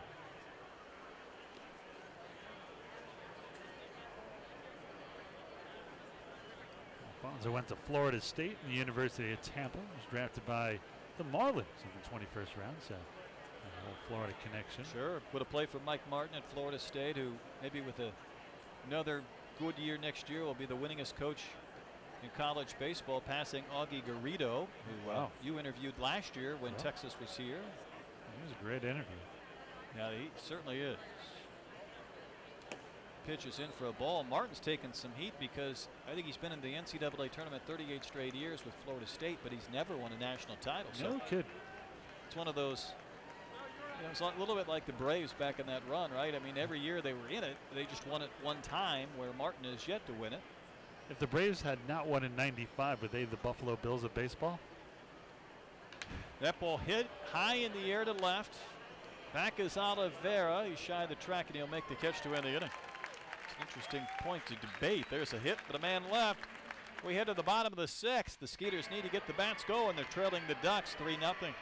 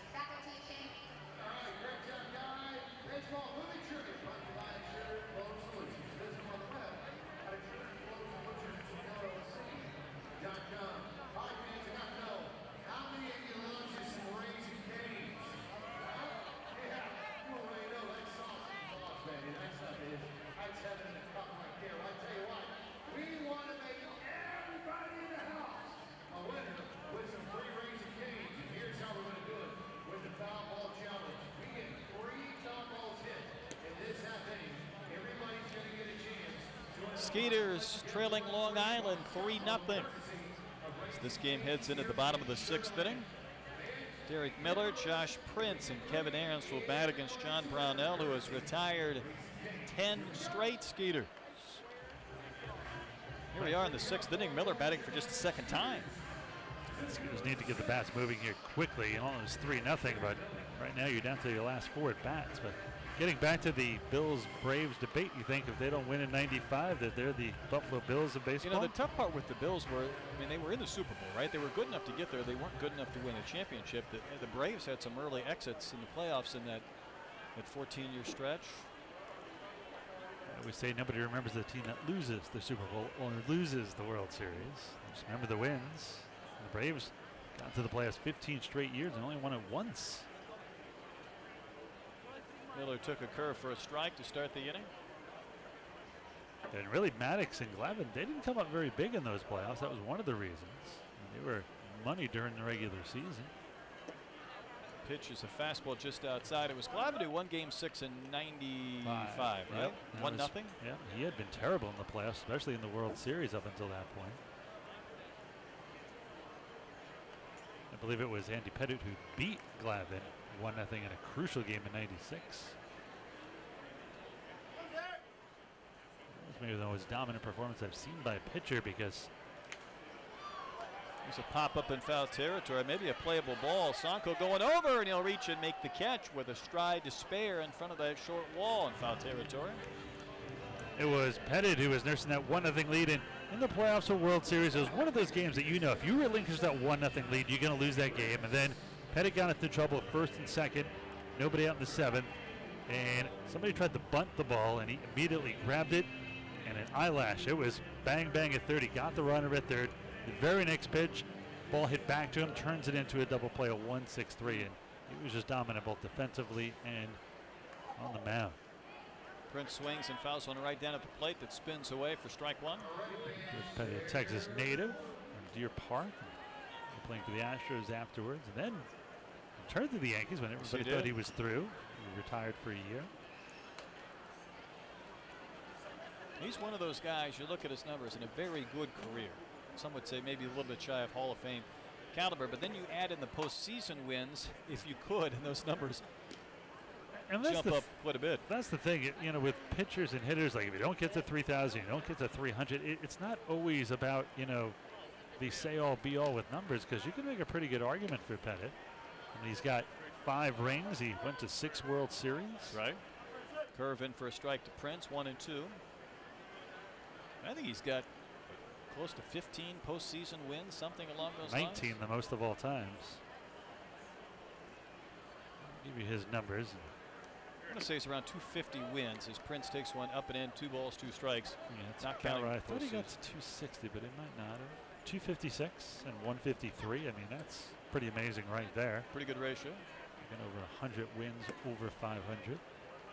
3.85 ERA career-wise, but you got to consider the era he played in. Right. 2-time All-Star. Never won the Cy Young. Was a runner-up in his second year. The Yankees won the World Series '96. 3-2 pitches down for a ball, and that's a walk. So Prince is on, snapping that streak of 11 straight, set down by Brownell. And he wasn't a huge strikeout guy, but he mustered 2,448 Ks. I mean, is that enough to get you in? He kind of falls in that category if you had to compare him to a hitter for a guy like Fred McGriff. You know, some of those guys that were really good for a long stretch, but not great for a short period, or really good for a really long period. But, you know, he's obviously in the discussion. Here's Aarons. I would probably have to look as far as Pettit with a breakdown of a guy like Mike Mussina and how they compare, you know, innings. That's a bad one for me, because Mussina was the opposite in the playoffs. He was terrible. Right. Pettit 19-11, a 3.81 ERA in the playoffs.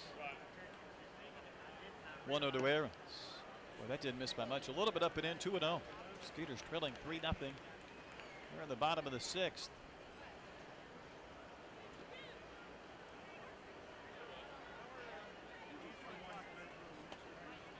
Skeeters need another base runner to bring the tying run to the plate.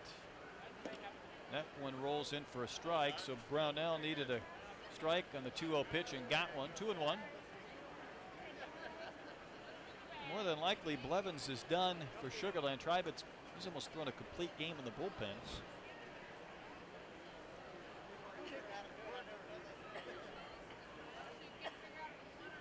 Brownell set at the belt, the 2-1 pitch. Pumps one right in there for a strike. Fastball at 83. He's almost a little bit below the hitting speed with his fastball. Whatever he's been doing tonight has been effective. But amazingly, only one strikeout and one walk.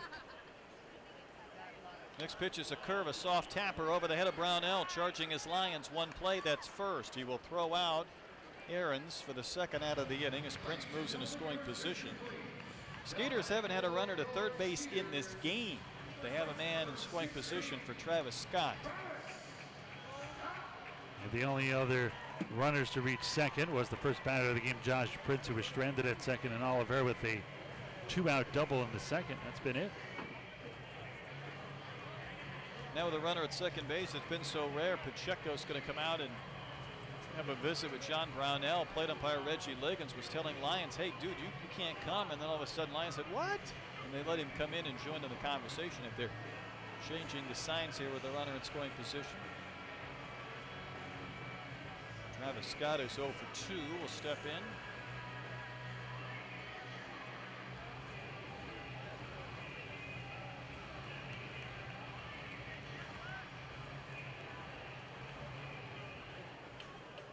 All three of the Ducks runs scored in the third inning. Skeeters trying to get on the board. They lost the opener of this long series last night. Love to rally late here. Travis looks at a fastball for a strike. It was a 5-1 game last night. Lost to these Ducks in front of a nice crowd.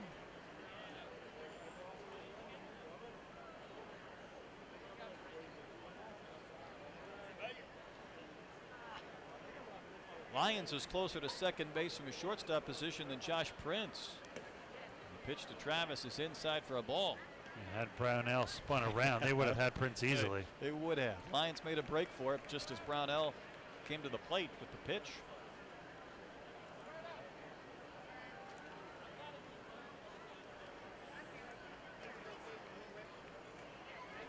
One ball and a strike to Travis.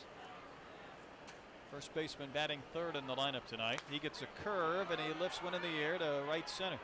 Cleary Jr. just gliding in, puts it away, and that ends the inning. So the Skeeters get a hit, but they leave a man in scoring position. We have played 6 innings. It remains 3-0 Long Island.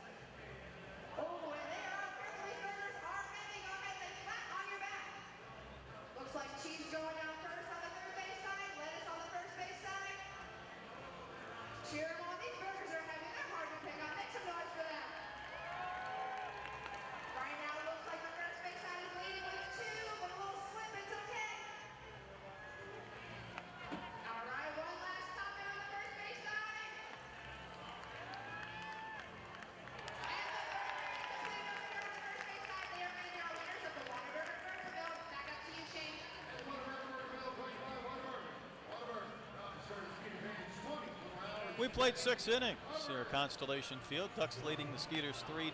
New broadcaster and new pitcher. Once again, here's Ira. Thank you very much, Brett. It'll be Chris Tribett to take over here, the hybrid Submariner sidearm.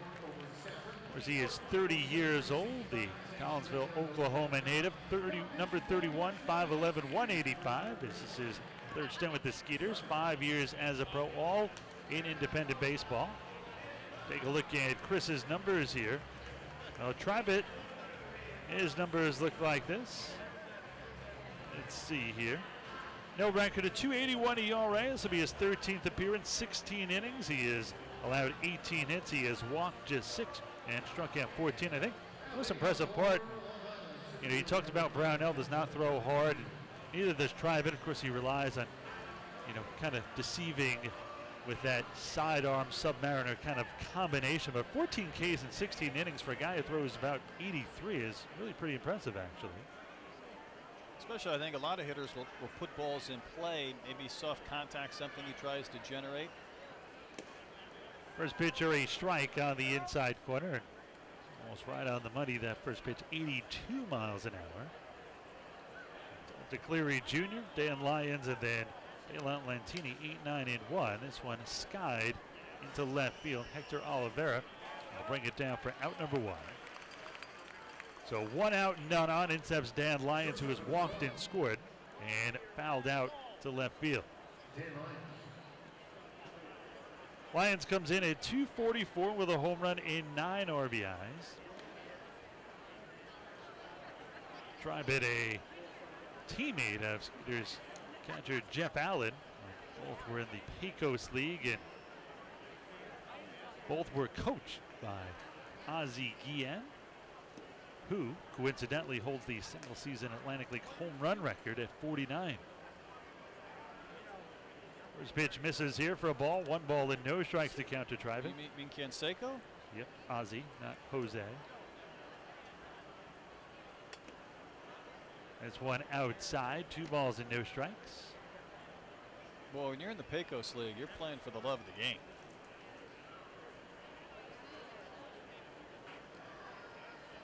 The 2-0. Ozzie was actually the manager of the Edinburgh team that both were on later on. Both of them played for the Pecos League and then Edinburgh in the United League, and that's where Ozzie Canseco was the manager of the Edinburgh Roadrunners. In the Pecos League, Tribett was also a player manager in the championship there in 2015. 3 balls and 1 strike to count here. Tribett kind of sets as a upside down L, and this one a strike on the outside corner, 3-2. Skeeters trailing 3-0 here in the top half of the 7th inning. Ducks have 3 runs on 6 hits. Skeeters no runs on just 2. Skeeters only get 5 hits last night. Payoff pitch, swung and a missed, strike 3. Talk about the art of illusion there. That ball really had some movement on it.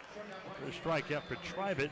2 down, none on. We go back to the top of the order with Phelan Lantini. Yeah, he shook to that pitch. He did not like what Rodriguez put down. He knew what he wanted to throw, and he ended up getting the strikeout.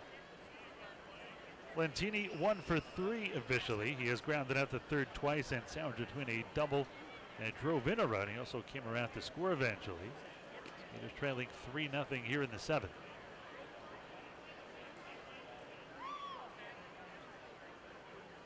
Tribett checks his fielders. Everybody is set to go here. First pitch here is swung and a bullet down the third base line. That is a fair ball. This one will rattle around in the corner. Around first and heading for second is Lantini, and he'll have his second 2-bagger of the game. It was one of those frisbees that came back right over the plate into the wheelhouse of Lantini. Ripped it down the line, kept it fair in the corner for another double. That'll bring in Anthony Vega, who is 0 for 3.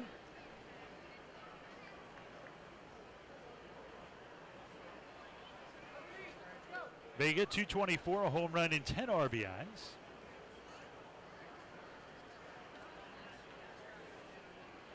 Vega now 0 for his last 12.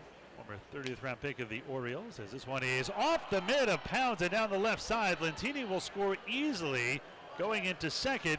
Now is Vega, and that is now a 4-0 Ducks lead. Pounds was way off the line. It was going to be a tough play just to get to it with a backhand, but the ball trickled off the edge of his glove and actually propelled further away and down the line, and an easy play for Lantini to score.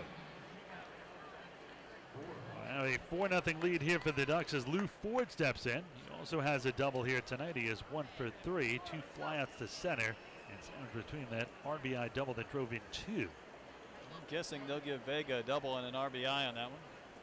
Yeah, well, that was going to be a tough play behind third backhanded. I mean, Pound should have come up with it. Just couldn't hold on to that one. To the Skeeters on the road, things went so bad that Prince began the game at second. Ball went right through his legs, and then because of an injury, Pounds had to go over to second, and a ball went through his legs. Two different second basemen, both of theirs hit right at him. That's where you take your lineup card and you just kind of rip it into pieces and throw it aside. Burn it, never to be seen again. No balls and one strike to count here to Ford. Ford came in 276, 3 home runs and 11 RBIs.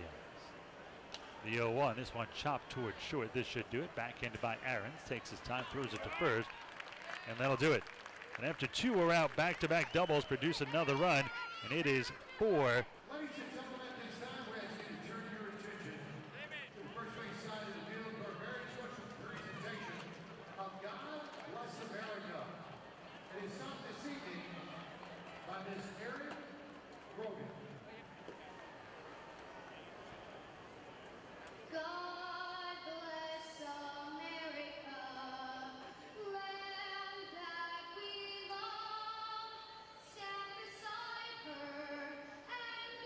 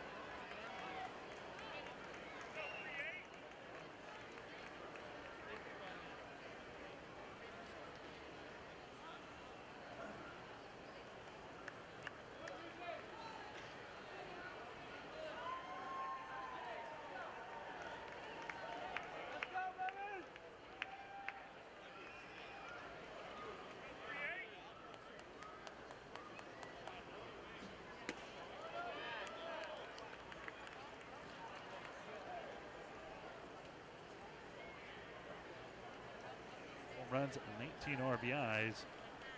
0 for 2 here for Guzman, which means he is just 1 for 28 now as a member of the Skeeters. The 1-2 Swan and hit into right field. This should be deep enough to get pounded from third. Backing up is Lentini. He's going to make a strong throw to third. Coming down to score is Pounds, and the Skeeters cut it to 4-1. Guzman's 20th RBI of the season on the sac fly RBI. Going to third as well is Jansanti, so another sac fly could get another run and cut this lead in half. Well, it's a step in the right direction for both Guzman and the Skeeters, just to get off the schneid against Brownell and for Guzman to get that RBI. And here comes manager Kevin Baez. Let's see if they're just going to discuss a little strategy here. Hasn't made a move as of yet. Brownell getting to that danger zone. He has thrown 88 pitches. You get to that 90 to 100 pitch mark, that's when a pitcher is really most vulnerable as a starter. Just a quick chat by Baez.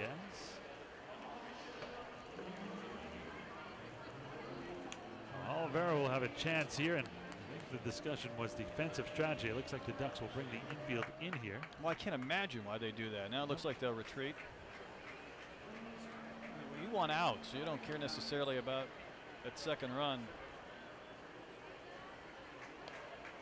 First pitch here, Swan and missed. The ball in the dirt. 0-1 the count to Oliveira. Oliveira from Cuba, played for Santiago de Cuba. Terrific career there. Hit 323 lifetime, 96 home runs, 433 RBIs, and really a terrific international player overall. Played in the 2007 and 2009 Baseball World Cup, the 2009 World Baseball Classic. Played in the 2010 International Cup, the 2011 Pan Am Games, and actually has an Olympic medal to go along with that as well. You know, ESPN, the magazine's most recent issue, was a huge segment on Latin baseball, and a lot of it dealt with the Cuban players that defected but never made it big in the major leagues. And we know about the success stories, but we forget about the guys who kind of gave up their residency and their families but weren't able to make it pay off financially playing here in the States. This one is Swan and missed. Strike 3. That's a big out. This gives one now a 2-out hit to get another run in with Jansanti at third. Skeeters just had Johan Lamonta back recently, and he was one of those guys, played through the Industrialis and came over here and played affiliated ball for a little while in the Mariners system, but never got too far and finished his career here in the Atlantic League in independent baseball. You're right. I think you hear about all the guys like Puig and Chapman, all the guys that make it big, but you forget all those guys that left their family and a lot behind and really never got to their ultimate goal.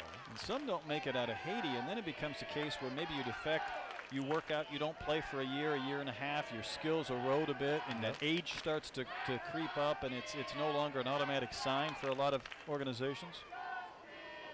The 1-0 from Brownell. So want to strike in your right because scouts aren't going to see them much.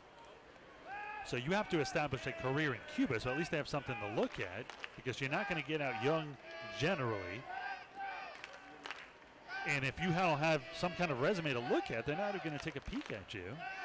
So kind of a big risk, which means that when you're leaving with some of that resume, you're not a young player. You're not a 22, 23-year-old. You're a 28, 30, 32-year-old. And you only have a couple of years. That's true. And when guys leave, they don't have the resources. They are at the mercy of their advisors or guys that are going to take a big chunk out of that paycheck, if they get one, to provide them training facilities, food, shelter, whatever they need. So there's a lot of gambles going on just to try and chase that dream. Chapman and the younger of the Gurriel brothers, really some of the few younger guys that have come over early. 2 balls and 2 strikes to count. And sometimes it's a shame. I mean, I've watched Gianeski, Gurriel for a decade, just between World Baseball Classic and the Olympics, and this is not the guy in his prime. Still a terrific player, but he was more of an Alfonso Soriano in his prime. Second baseman with power, speed. Good hair, though. Very good.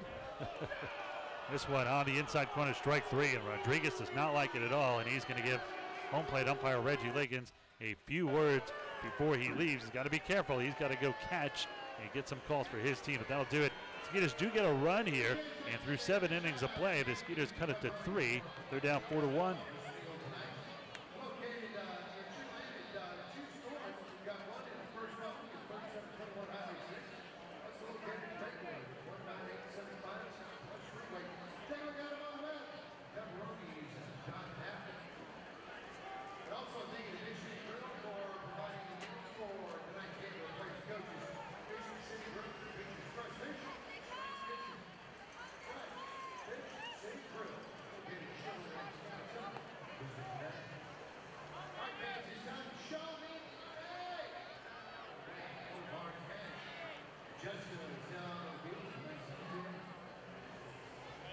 Thanks, Shane. All right, I have $350 in my hand for a lucky season ticket holder out there. Get excited. It's time for Show Me the Money. Section of my home tonight. All righty, let's see. I'm gonna head right something close tonight. I'm heading to section 9. I'm sorry, I'm heading up this way. All right, heading pretty close to the top. Let's see.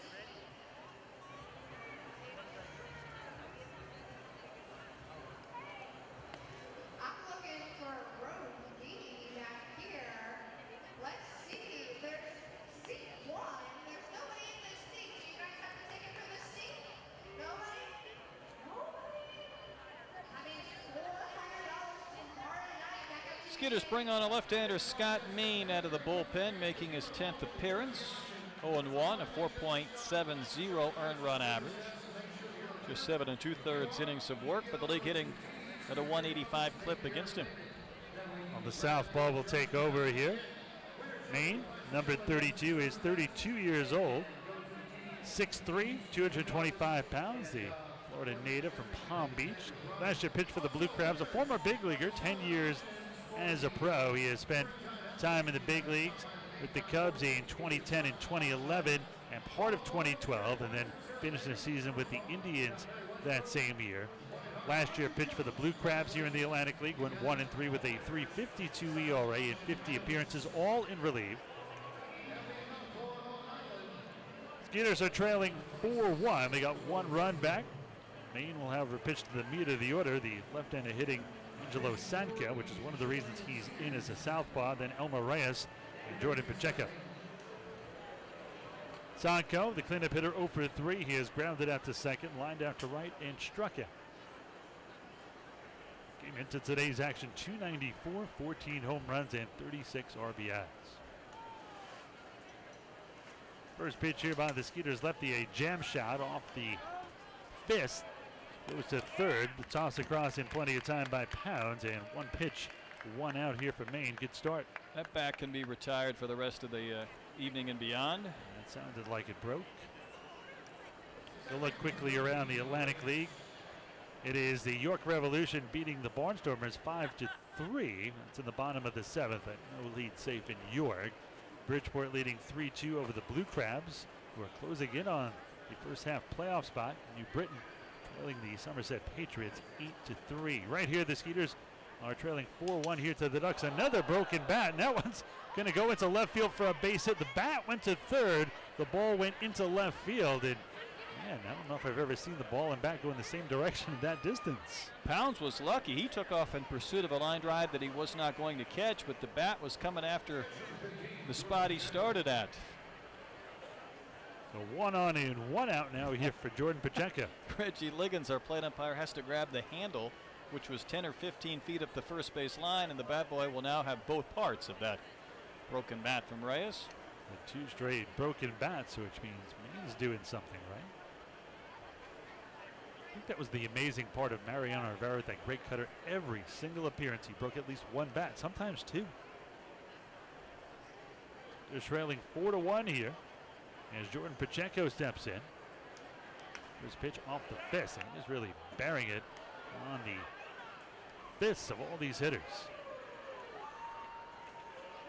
So Pacheco down, no balls and 1 strike. As It's ahead of his 3rd straight hitter. Maine looks in for the side here from the catcher Wilfredo Rodriguez.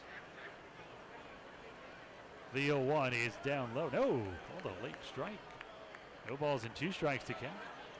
Pacheco from Albuquerque originally, to the University of New Mexico, a former 9th round pick of the Rockies in 2007, to the big leagues for the first time in 2011 at age 25. The 0-2 here from the Skeeters southpaw. This one is down low, 1-2. It's been 2011 through 2013 with the Rockies and part of 2014. And later that season, spent time with the Diamondbacks, as he did also in 2015, and last year spent some time with the Reds. Well, those are 3 good hitters' ballparks to play in. Oh yeah. Colorado, Arizona, Cincinnati. The 1-2. This one hit to the right side. Scott will go to second for 1. The relay to first is going to be a little late, as Maine was a little late getting to first. Fielder's choice will go down 3-6. He was a lot late. He was losing the race with the catcher Pacheco, and that ball's a 1-hopper right to Travis Scott, whose momentum's carrying him towards second. If you're Maine, you realize you lost a pretty good opportunity to end the inning. And Scott very good at turning that 3-6-3 or 3-6-1 double dip. We'll bring in Giovanni Alfonso, who is 1 for 3 officially. He is lined out sharply to right, singled and flat out to left. Is a trailing by 3, 4-1 here in the top half of the 8th inning. Maine looks in, looking at the runner at first, Pacheco, and now he's going to throw over to first. Skeeters are very lucky to have really a lot of pitchers with very good moves, and most of them all right-handers. I think lefties naturally have a decent move. Pacheco extends his lead over at first. Maine comes home, and this one is rifled foul down the right side. No balls and 1 strike to count.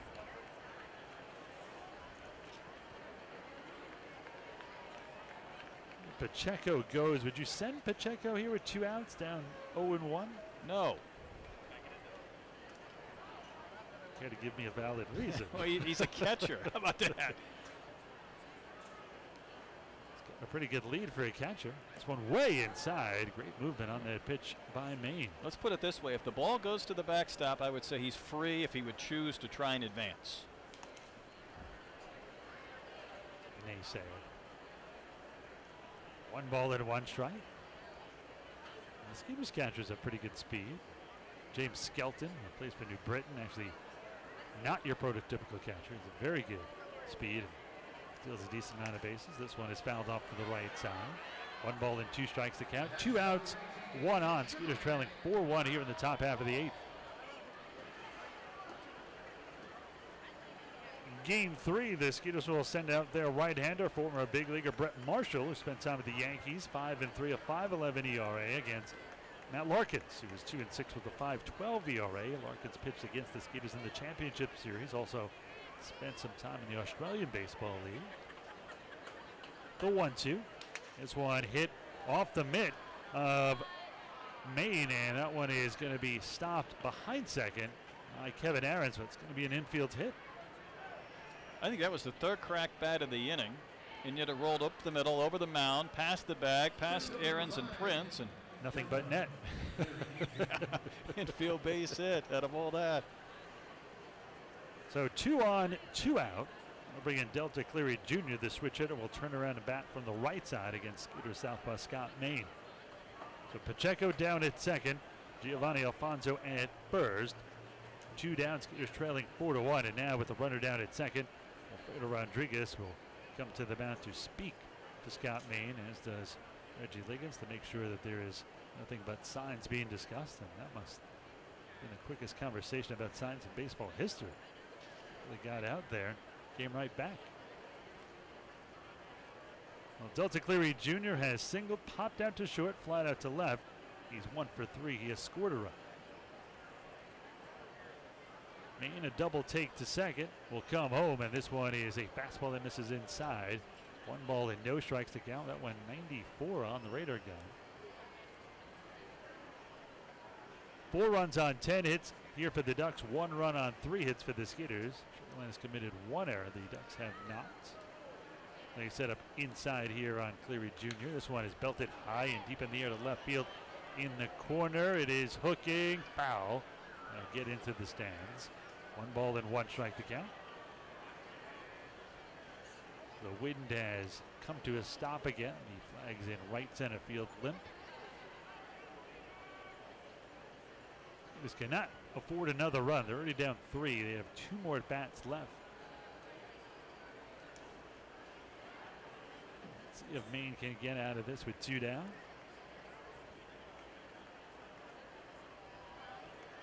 The 1-1 from the Skeeters left-hander. This one is fouled back over our heads. 1 ball and 2 strikes to count.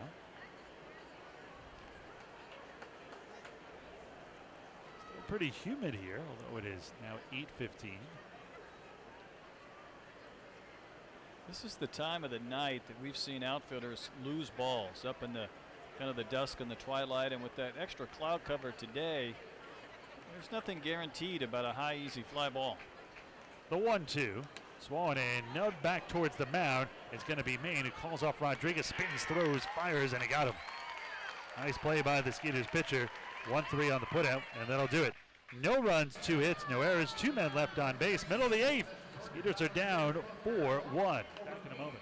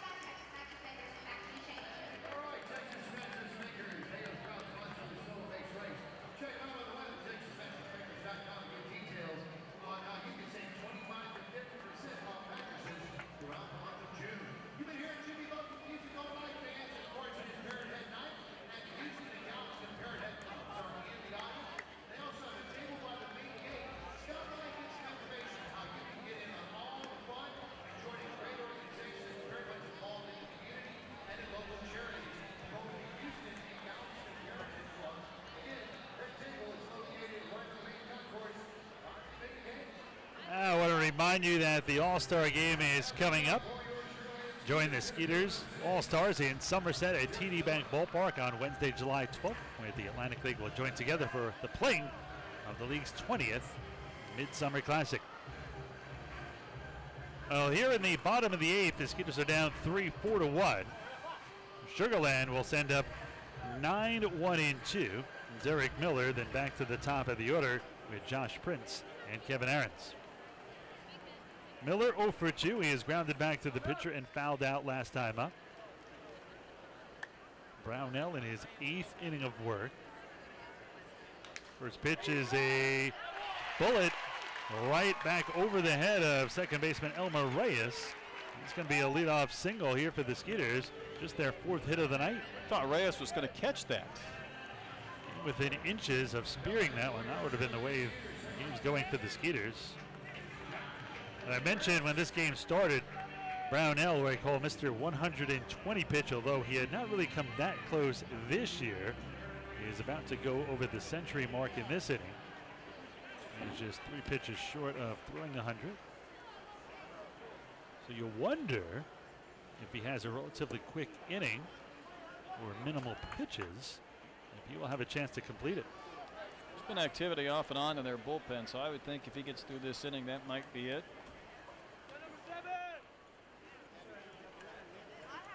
No balls and one strike the count here to Josh Prince, the Skeeters leadoff man. And a throw to first, diving back in head first. Miller, as I mentioned, perfect on the season and stolen base attempts 9-0, but this is certainly not the time to be stealing, down by 3 in the 8th. Another throw over the first.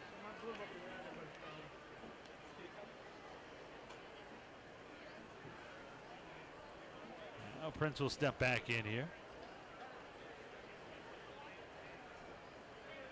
Righty-righty matchup, and now time called by the catcher Jordan Pacheco.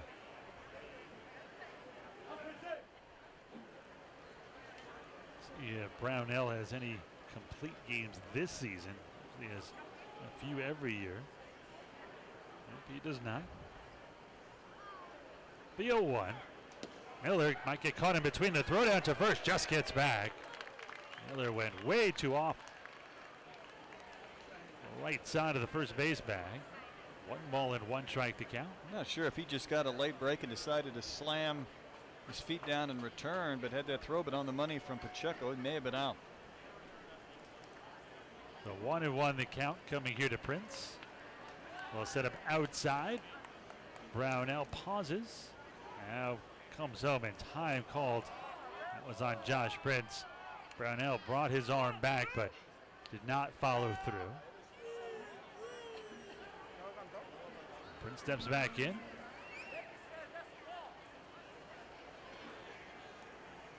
Now everybody's ready. They set up a way here on Josh.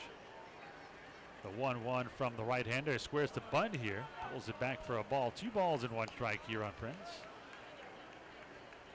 Skeeters trailing 4-1 here in the 8th.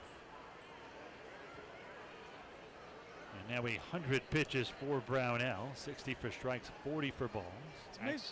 It's amazing, Ira, what that 1-run last inning did. It didn't change the complexion of this game per se, but now as Brownell, as you mentioned, is at the century count in pitches, whether he's shown any sense of tiring, even if Prince gets on base, it gives the Skeeters a little bit of hope with the heart of the lineup that maybe one big blast could even the game. The 2-1 fouled off to the right side. 2 balls and 2 strikes. John Lannon, the right-hander, warming up in the pen for the Ducks. I say if Brownell doesn't falter, you bring him out for the 9th. He's just a terrific pitcher.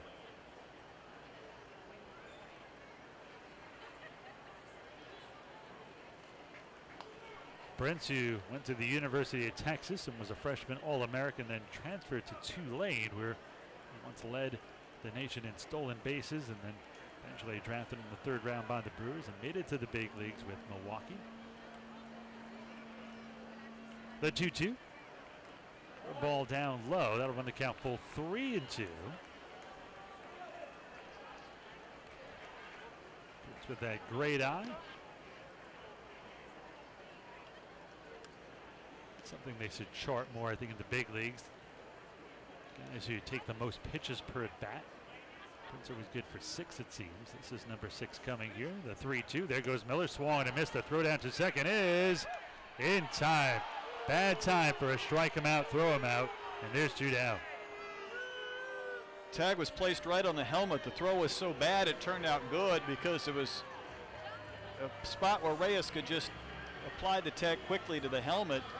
You like the odds. I'm not a big fan of running down 3. I think you like the odds of Prince putting it in play or Miller beating it out, but boy, that did not work for the Skeeters.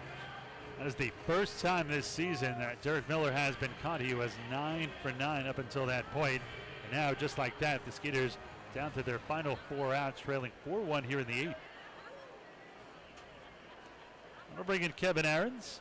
First pitch popped up behind us. No balls and 1 strike to count. Aarons is flat out to left, lined out to second, and grounded out to his counterpart at short.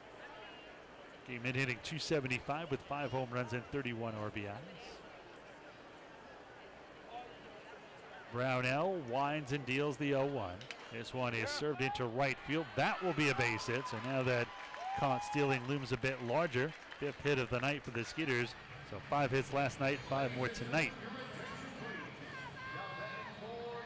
Well, Travis Scott will bat here. The Skeeters left-handed hitting first baseman. I think that's going to do it for Brownell. Well, Brownell at 105 pitches, so that might be it. See if Baez takes the ball from him. He will and makes the move. So as Brown exits, so will we. Take a break. We'll come back, and it should be the right-hander John Lannon. We'll find out for sure when we get back here in a moment. Skeeters trailing 4-1. 1 on, 2 outs. Back here right after this.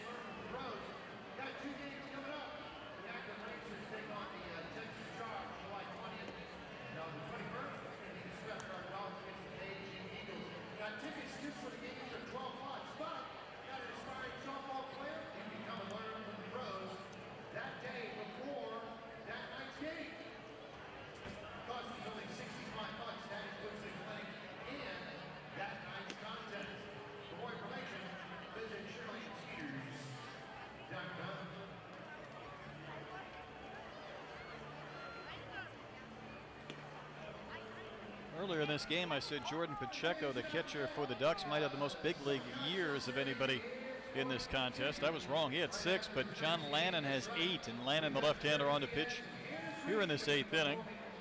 3 appearances for the Ducks. He's got a win and 2 1/3 scoreless innings.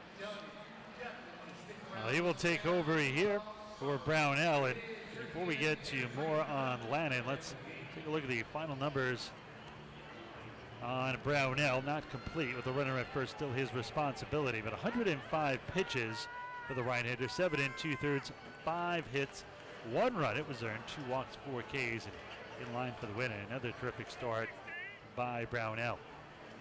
Well, Lannon pitching here for the Ducks. He is a native New Yorker from Chimdale, New York, Mineola on Long Island. Went to Chimdale High School, went to Siena College, which is the same college that Skeeters starter Bobby Blevins went to. This one is down low, 1 ball and no strikes to count. And the native New Yorker actually got to pitch for the New York Mets in 2014, but spent a long time with the Nationals from 2007 through 2012, and some time with the Phillies between. And this is a pretty good starter with the Nationals in 2011, 10-13, a 3.70 ERA. Lifetime numbers, 8 years in the big leagues, 46 and 58 with a 4.18 ERA. Interesting on the first pitch with 2 outs. Travis tried to bunt his way on with the third baseman Alfonso nowhere near the line. 1 ball and 1 strike on Scott. And was an 11th round pick out of Siena College by the Nationals in 2006. 9 seasons in the minors, 47 and 56, almost identical to his major league numbers. This one misses inside, 2-1. He is 1 win shy of 100 combined wins between the majors and the minors.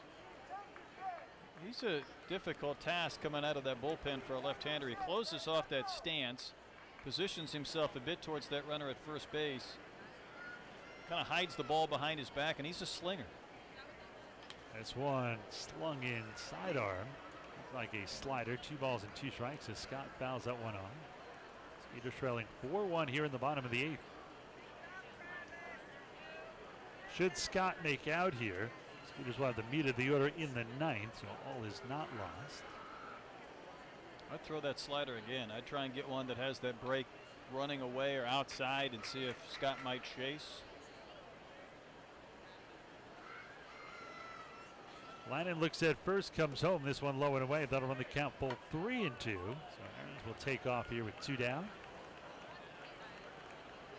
Lynan spent this winter playing winter ball in the Dominican Winter League. Just 3 games, 0-2 with a 2.77 ERA. Payout pitch here to Scott. This one is inside, ball 4, and just like that, the tying run comes to the plate. Well, that'll bring in Brian Pounds, the cleanup hitter. See if Pounds can work some magic here. He is very close to breaking out of this slide. Maybe this is the at-bat he does it, ties this one up. Just trailing 4-1. Runners on first and second. Pounds again represents the tying run at the plate. Pounds came in 183 home runs, 17 RBIs. He has flied out twice, walked and scored the lone run of the game for the Skeeters. First pitch here is driven to right center field. This one might split the gap. It will. This will score 2 and make it a 1-run game. Scoring easily was Miller. And now it's going to be a triple for Pounds. So 2 runs in here, and just like that, a 4-3 ball game.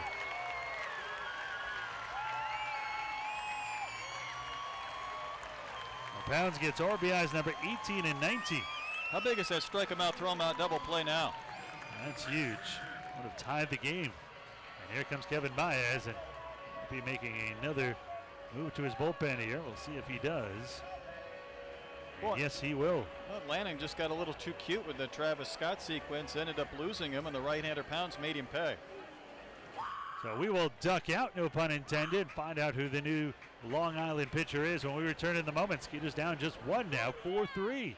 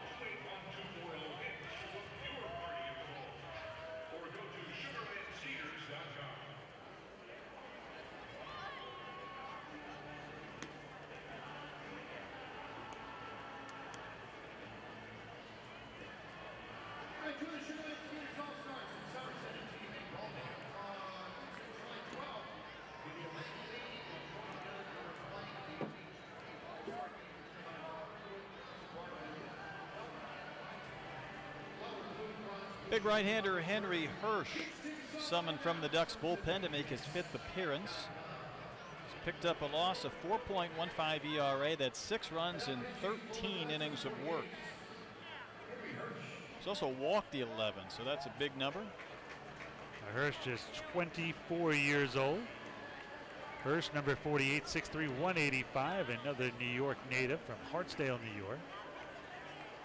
Former 22nd round pick of the Pirates back in 2013. Went to college in Connecticut, the University of New Haven.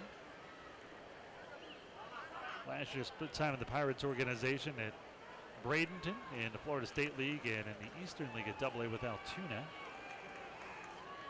This one high and tight as Anthony Jansanti had to get out of the way of that one. 1 ball and no strikes to count. Hirsch, who went to school in Connecticut, pitching to the Connecticut native Anthony Jansanti. It's his home in Sanford, Connecticut.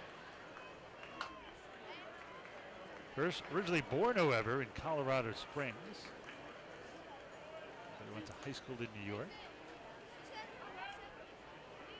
The 1-0 coming here to Jansanti. Tying run at third. Big swing and a miss. Chased a high inside fastball. 1 ball and 1 strike to count. Boy, Anthony came unglued on that pitch. He was almost airborne with his feet trying to launch. It's a tomahawk, that one. 4 runs on 10 hits for the Ducks. 3 runs on 6 hits for the Skeeters. Dan Lyons is very good at short, but anything that gets by the mound up the middle would tie this game and be a base hit. The 1-1. This one is a strike on the inside corner, and Jansanti's furious. I mean, that looked like a ball that was close, but Jansanti did not like the call at all. Boy, very animated. Still talking as he takes his practice swings. 1-2 now on number 2-1, Anthony Jansanti. They set up way outside. They're going to try to get him to chase. The 1-2 is fouled off to the right side. Complete coverage there by Jansanti. Tying run 90 feet away with Pounds down at third.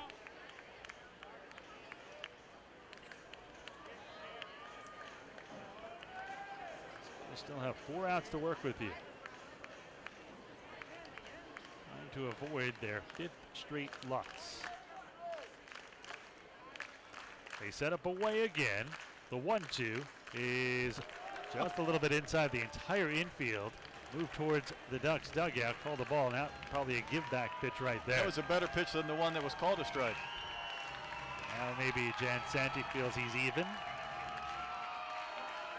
2 balls, 2 strikes, 2 outs, 2 in. Skeeters have cut it to 1, 4-3, and 1 down at third. The tying run in Pounds. The 2-2. Swung and missed, strike 3. They'll tag Jansanti, who throws the bat and slams down the helmet. Well, that'll do it. But the Skeeters get 2 on the triple by Pounds. And after 8 innings of play, the Skeeters have cut it to 1. They're down 4-3.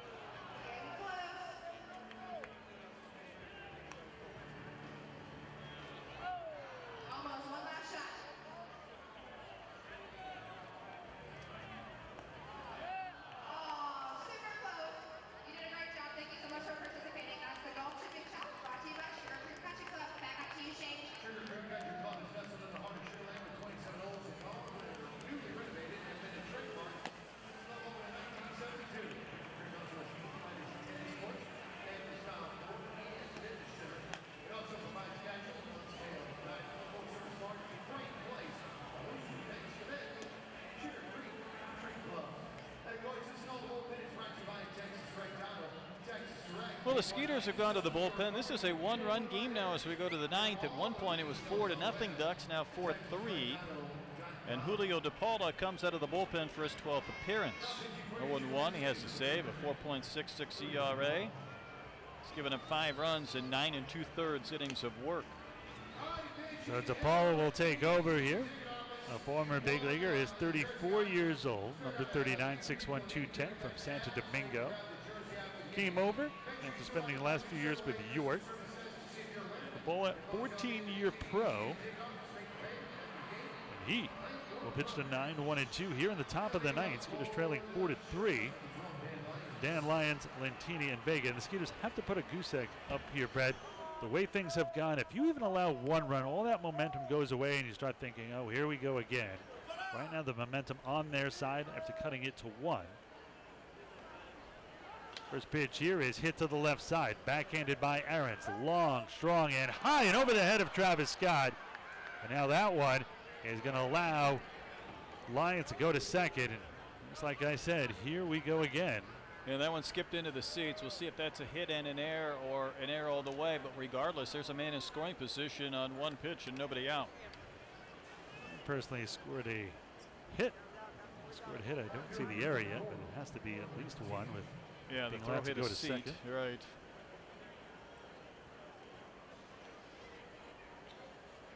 Not the way the Skeeters wanted to start the ninth. Back to the top of the order with Phelan Lentini, who has 2 doubles in the game. So has scored 2 and driven in 1, and bunts here. Probably a smart move, get an insurance run. 4 runs on 11 hits now for the Ducks, 3 runs on 6 for the Skeeters.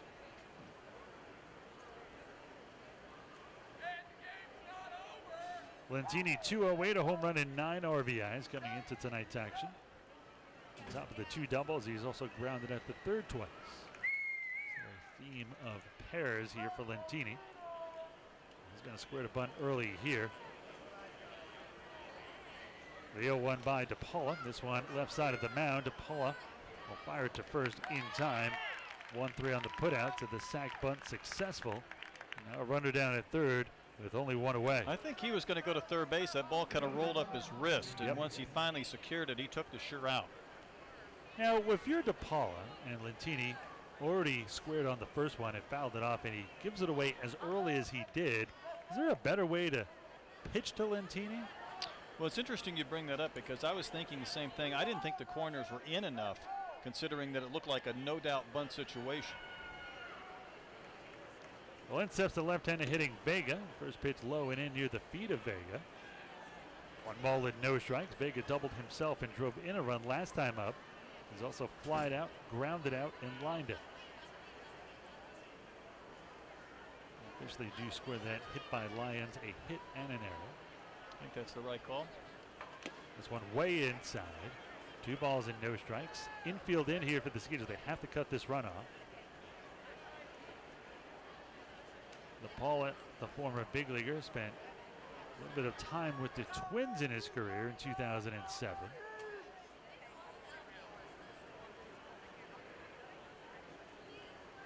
The 2-0 from the Skeeters right-hander. This one is fouled back and to our left.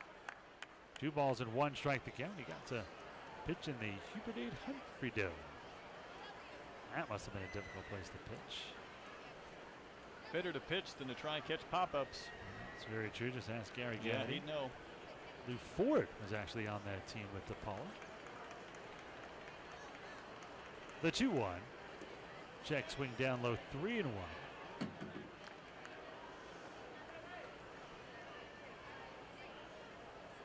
That team was by Ron Gardenhire. Not a great team. They were 79 and 83 that year. Torrey Hunter was still there, but not a lot of other recognizable names. The 3-1 down low, ball 4. So now the infield can go back, set up the double play. And that'll bring in Lou Ford, speaking of which. So 2 former big league teammates going at it here. The theme of doubles, all of the first 3 hitters in this lineup have doubles, 4 in all. Ford with 1 of them, a double that drove in 2 in his second at bat. Gave the Ducks a 3-0 lead. They're leading 4-3 now here in the ninth. Now Alfredo Rodriguez will step in front of home. See if Vega takes off, if they will elect to throw through. Probably not. I don't think I like this defense here. Short and second about halfway. The corners even with the bag for Scott holding the runner on at first. First pitch here, a strike to Ford, 0-1. This is the one guy you do not want to face here with 1 out, runners on the corners in the infield. About halfway, and will make you pay. They set up inside here on Lou. This one way inside. 1 ball, 1 strike, 1 out. Again, runners on the corners. Skeeters trailing by 1, 4-3 here in the top of the ninth.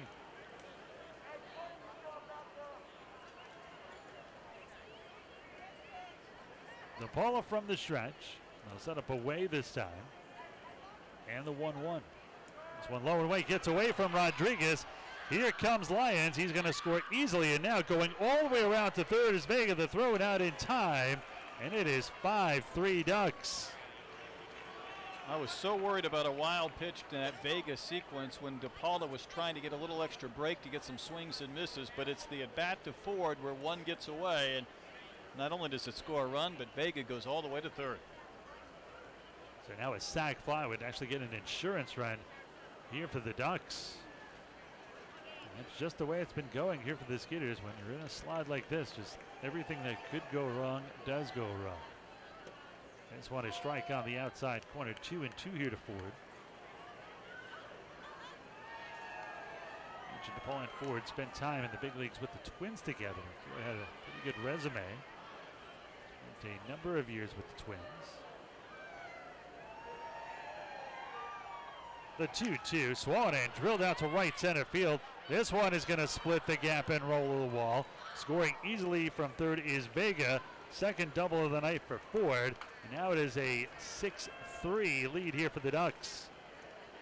So the Skeeters trailed by 3. They cut it to 1, and now once again trail by 3. Keep in mind the only out this inning was one the Ducks were happy to give the Skeeters on a sacrifice bunt.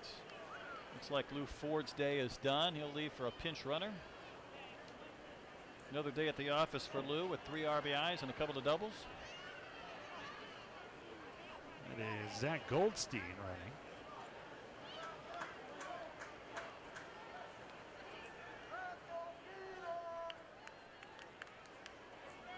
Zonko still awaiting his first pitch, and they're going to intentionally walk him now. And this inning continues to get worse. We'll set up the double play here. Zonko maybe the best hitter on this team right now, so it'll be a good move there. As long as you can get Reyes to ground into a double dip. He has struck out twice. He has popped out to third and singled last time up.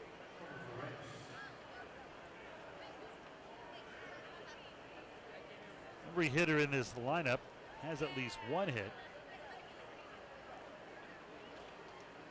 First pitch here to the right-hander hitting Reyes. This one popped up right side, foul territory. Travis Scott, the first baseman, will bring it down near his dugout. There's a big out, number 2. Well, a lot of foul territory here at Constellation Field, and with no wind, Travis knew he was going to have plenty of room to get there to make that catch.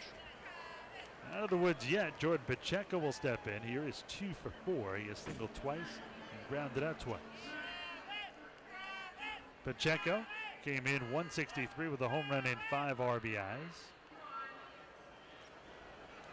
Pacheco playing in his 16th game here for the Ducks. Steps number 15. They're trailing 6-3 here. A dozen hits now for the Ducks. There's 3 runs on half a dozen hits. First pitch is down low. 1 ball and no strikes to count. The ball at 15 pitches. 8 for strikes, 7 for balls.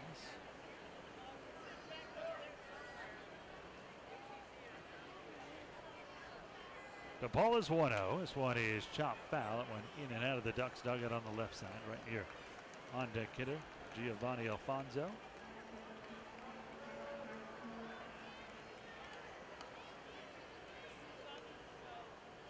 Remember, stick around after tonight's game is done. One of our Bud Light concert series. Here on Jimmy Buffett night, we'll have some Buffett music for you. And Jerry Diaz and Hannah's Reef. Way inside, and that one got a piece of the jersey of Pacheco, and just like that, the bases are loaded as this inning just keeps going. Well, that's the fear when you put a guy like Sanko on, and I know that was the right move, but you just extend the inning. You just allow more bad things to happen, more free base runners. Well, the 8th batter to hit here in the 9th strolls to the plate in Giovanni Alfonso. Alfonso 2 for 4. He has singled twice, lined out, and flied out. So where's this concert taking place at? Right in the Bud Light Ice House, and we'll let everybody onto the field, and kind of got it down to an art now since they set up there before our post-game show is even over. That concert will begin. That's what I wanted to know, how expedient that is to get the concert rolling. Don't worry, you'll have time to suck a few down and catch the rest of the concert. The 0-1 swung on and fouled off of third. 0-2. Put that so nicely.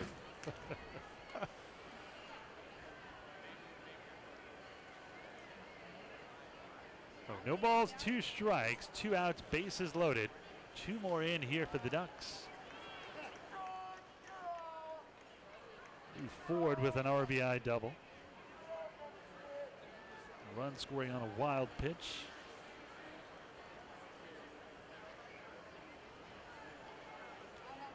The 0-2 check swing. Did he go? They appeal. Yes, he did, and that'll do it. But not before 8 men bat here in the 9th inning. The Ducks get 2 more runs. Go to the bottom of the 9th. The Skeeters now trail by 3, 6-3.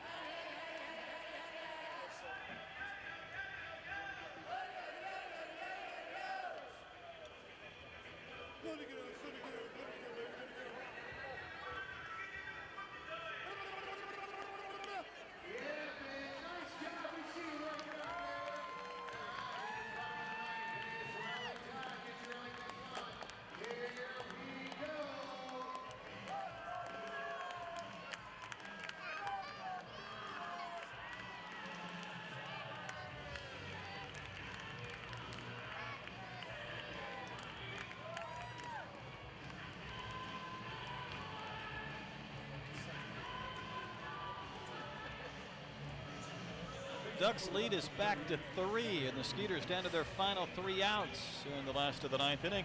Emilio Diaz is on. 26th appearance, a couple of saves, a 1-0 record, his ERA 0.72. That's 2 earned runs in 25 innings. He's got more strikeouts than innings pitched with 28. Diaz will take over here. Emilio, number 38, 6'2", 210 from Chandler, Arizona. He's been as high as AAA. Last year also spent time with these Ducks. Skeeters have the meat of the order, 6, 7, and 8 here. Joel Guzman, Hector Oliveira, and Wilfredo Rodriguez here against Diaz. We saw him close out the game last night. Was not a save situation. After allowing a leadoff single to Kevin Aarons and a walk to Brian Pounds, he struck out the next 3. Close out the game. Diaz will take over here. Skeeters really had all the momentum in their side going into this inning. They scored 2 in the bottom of the 8th to cut it to 1, 4-3. 2 in the top half of this inning has made it a 6-3 game here. He is 30 years old, originally from Puerto La Cruz in Venezuela. Last year for the Ducks, 5-2, a 2.09 ERA, 5 saves and 52 appearances, all out of the bullpen. Also spent 2015 with the Ducks. Mentioned he got up to AAA. That was twice in 2010 and 2011 with Salt Lake, the Salt Lake Bees, unlike the New Britain Bees here in the Atlantic League.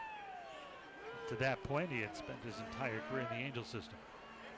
One steps Joel Guzman. It'll be Guzman followed by Oliveira and Rodriguez. Skeeters are down 6-3 here in the bottom of the 9th.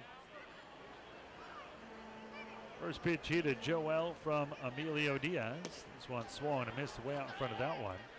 No balls and 1 strike to count. Guzman has grounded out to second. He has flied out to right and had a sac fly RBI last time up. He's 0 for 2.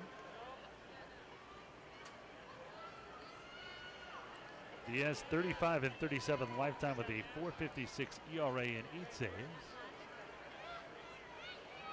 The 0-1. 1 and fouled off to our right. No balls and 2 strikes to count. And if you're the Skeeters, after the losing they've done lately, trying to avoid their 5th straight loss, you kind of come into this inning flat after allowing those 2 runs. I think it's natural when things aren't going your way. You know, just like last inning, though, a couple of base runners might change the course of the inning, but obviously they're running uphill a bit after the top of the 9th. The 0-2 here from Diaz. They will set up outside. He'll kick and deal, and this one is just off the outside corner. Diaz thought he had it, as did I.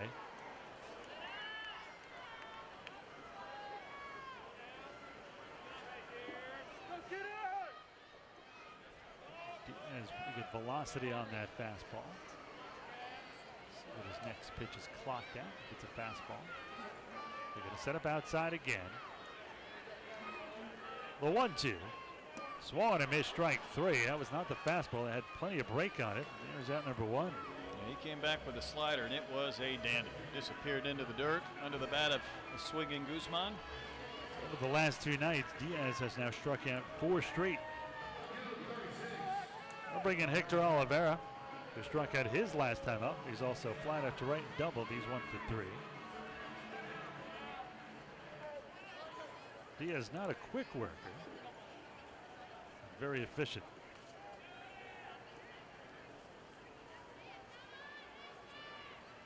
Diaz from the stretch with nobody on. 1 out, none on. Skeeters trailing 6-3 here in the bottom of the 9th. This one a strike on the outside corner. No balls and 1 strike to count. Let's go, Skeeters!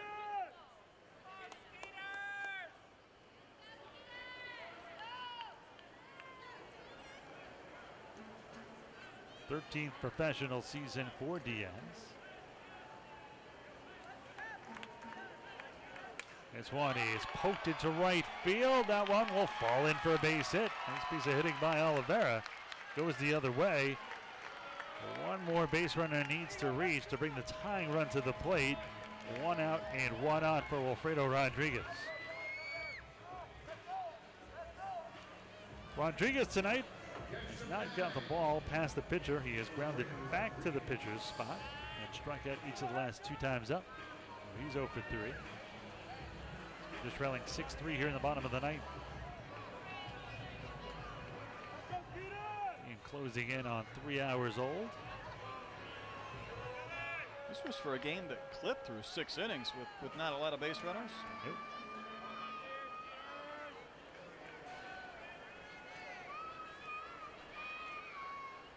First pitch here to the Skeeters catcher. This one is a little bit low and away, 1-0.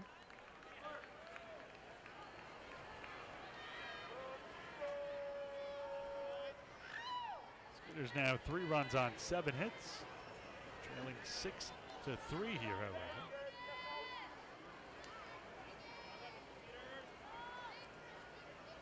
The 1-0 from the Ducks right-hander.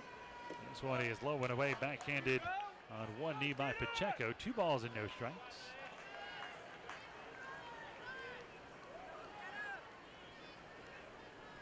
In his Ducks career, he is 7-6 with a 1.97 ERA, along with 21 saves. A career high 14 for Long Island back in 2015.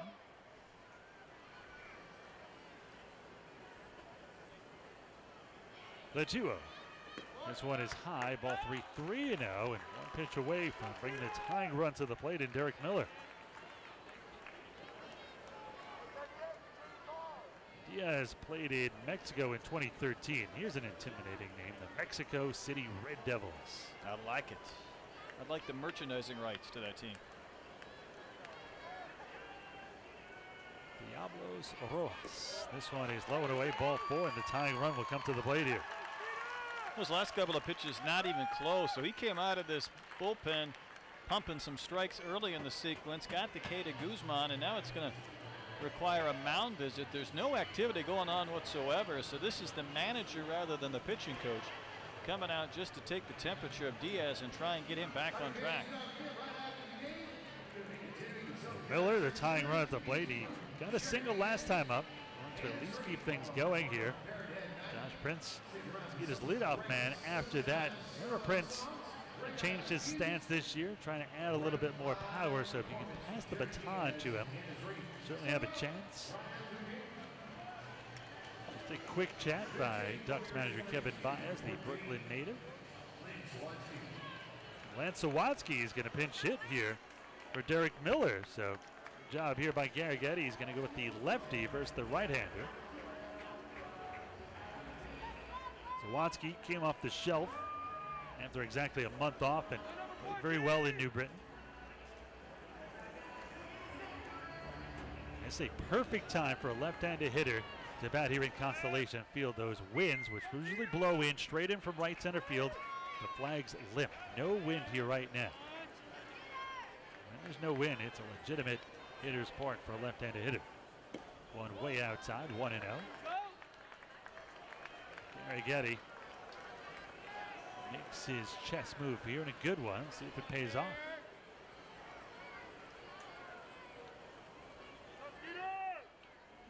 Diaz, a long look in.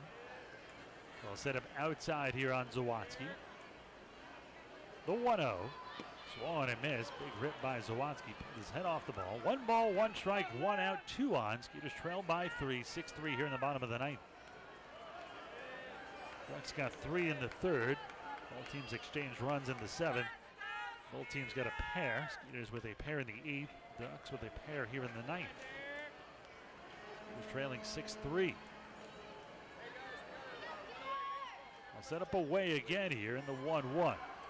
This one outside, 2 balls and a strike. Diaz now 12 pitches, 6 for strikes and 6 for balls.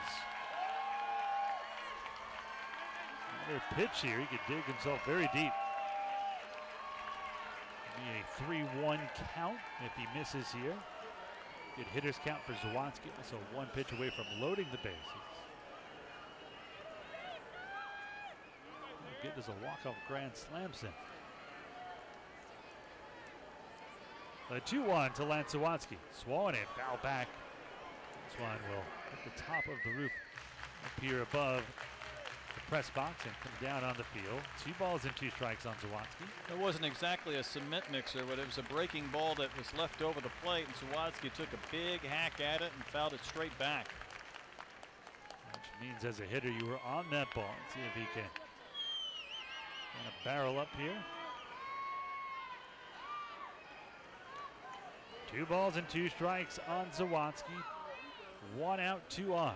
They're trailing 6-3. They're going to set up inside to the lefty, surprising here. The 2-2.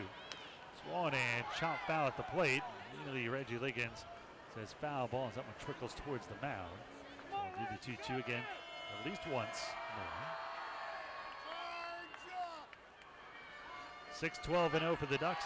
3-7-2 for the Skeeters. Yeah, he's not looking as sharp as he did yesterday.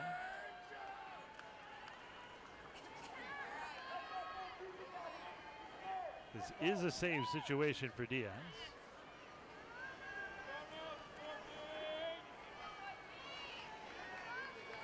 Diaz from the stretch. Sawatsky's ready. They set up inside. The 2-2. Swung and fouled into the Skeeters dugout and then back out onto the field. And Zawatsky having another good at bat here. He certainly is. He's seen a lot of pitchers from Diaz whose control issues have somewhat gone away, but he's still in a fight to try and get Zawatsky.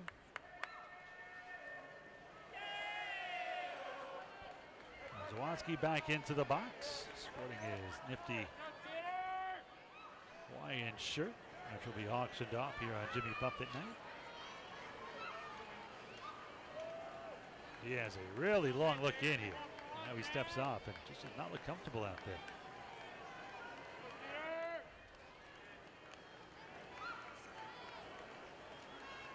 Seems like Zawatsky has him right where he wants him. Let's see if he can take care of business here. The 2-2 to the Skeeters left-handed hitter. This one swung and popped up over our head. Yeah, certainly getting away with some pitches here. That was another one of those that didn't have great break. It was over the plate. Sawatsky took a mighty swing at it. Another foul ball.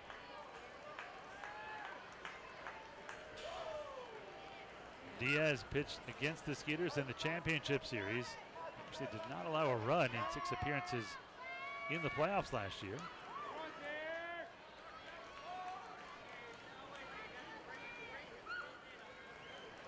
13 scoreless appearances here for Diaz.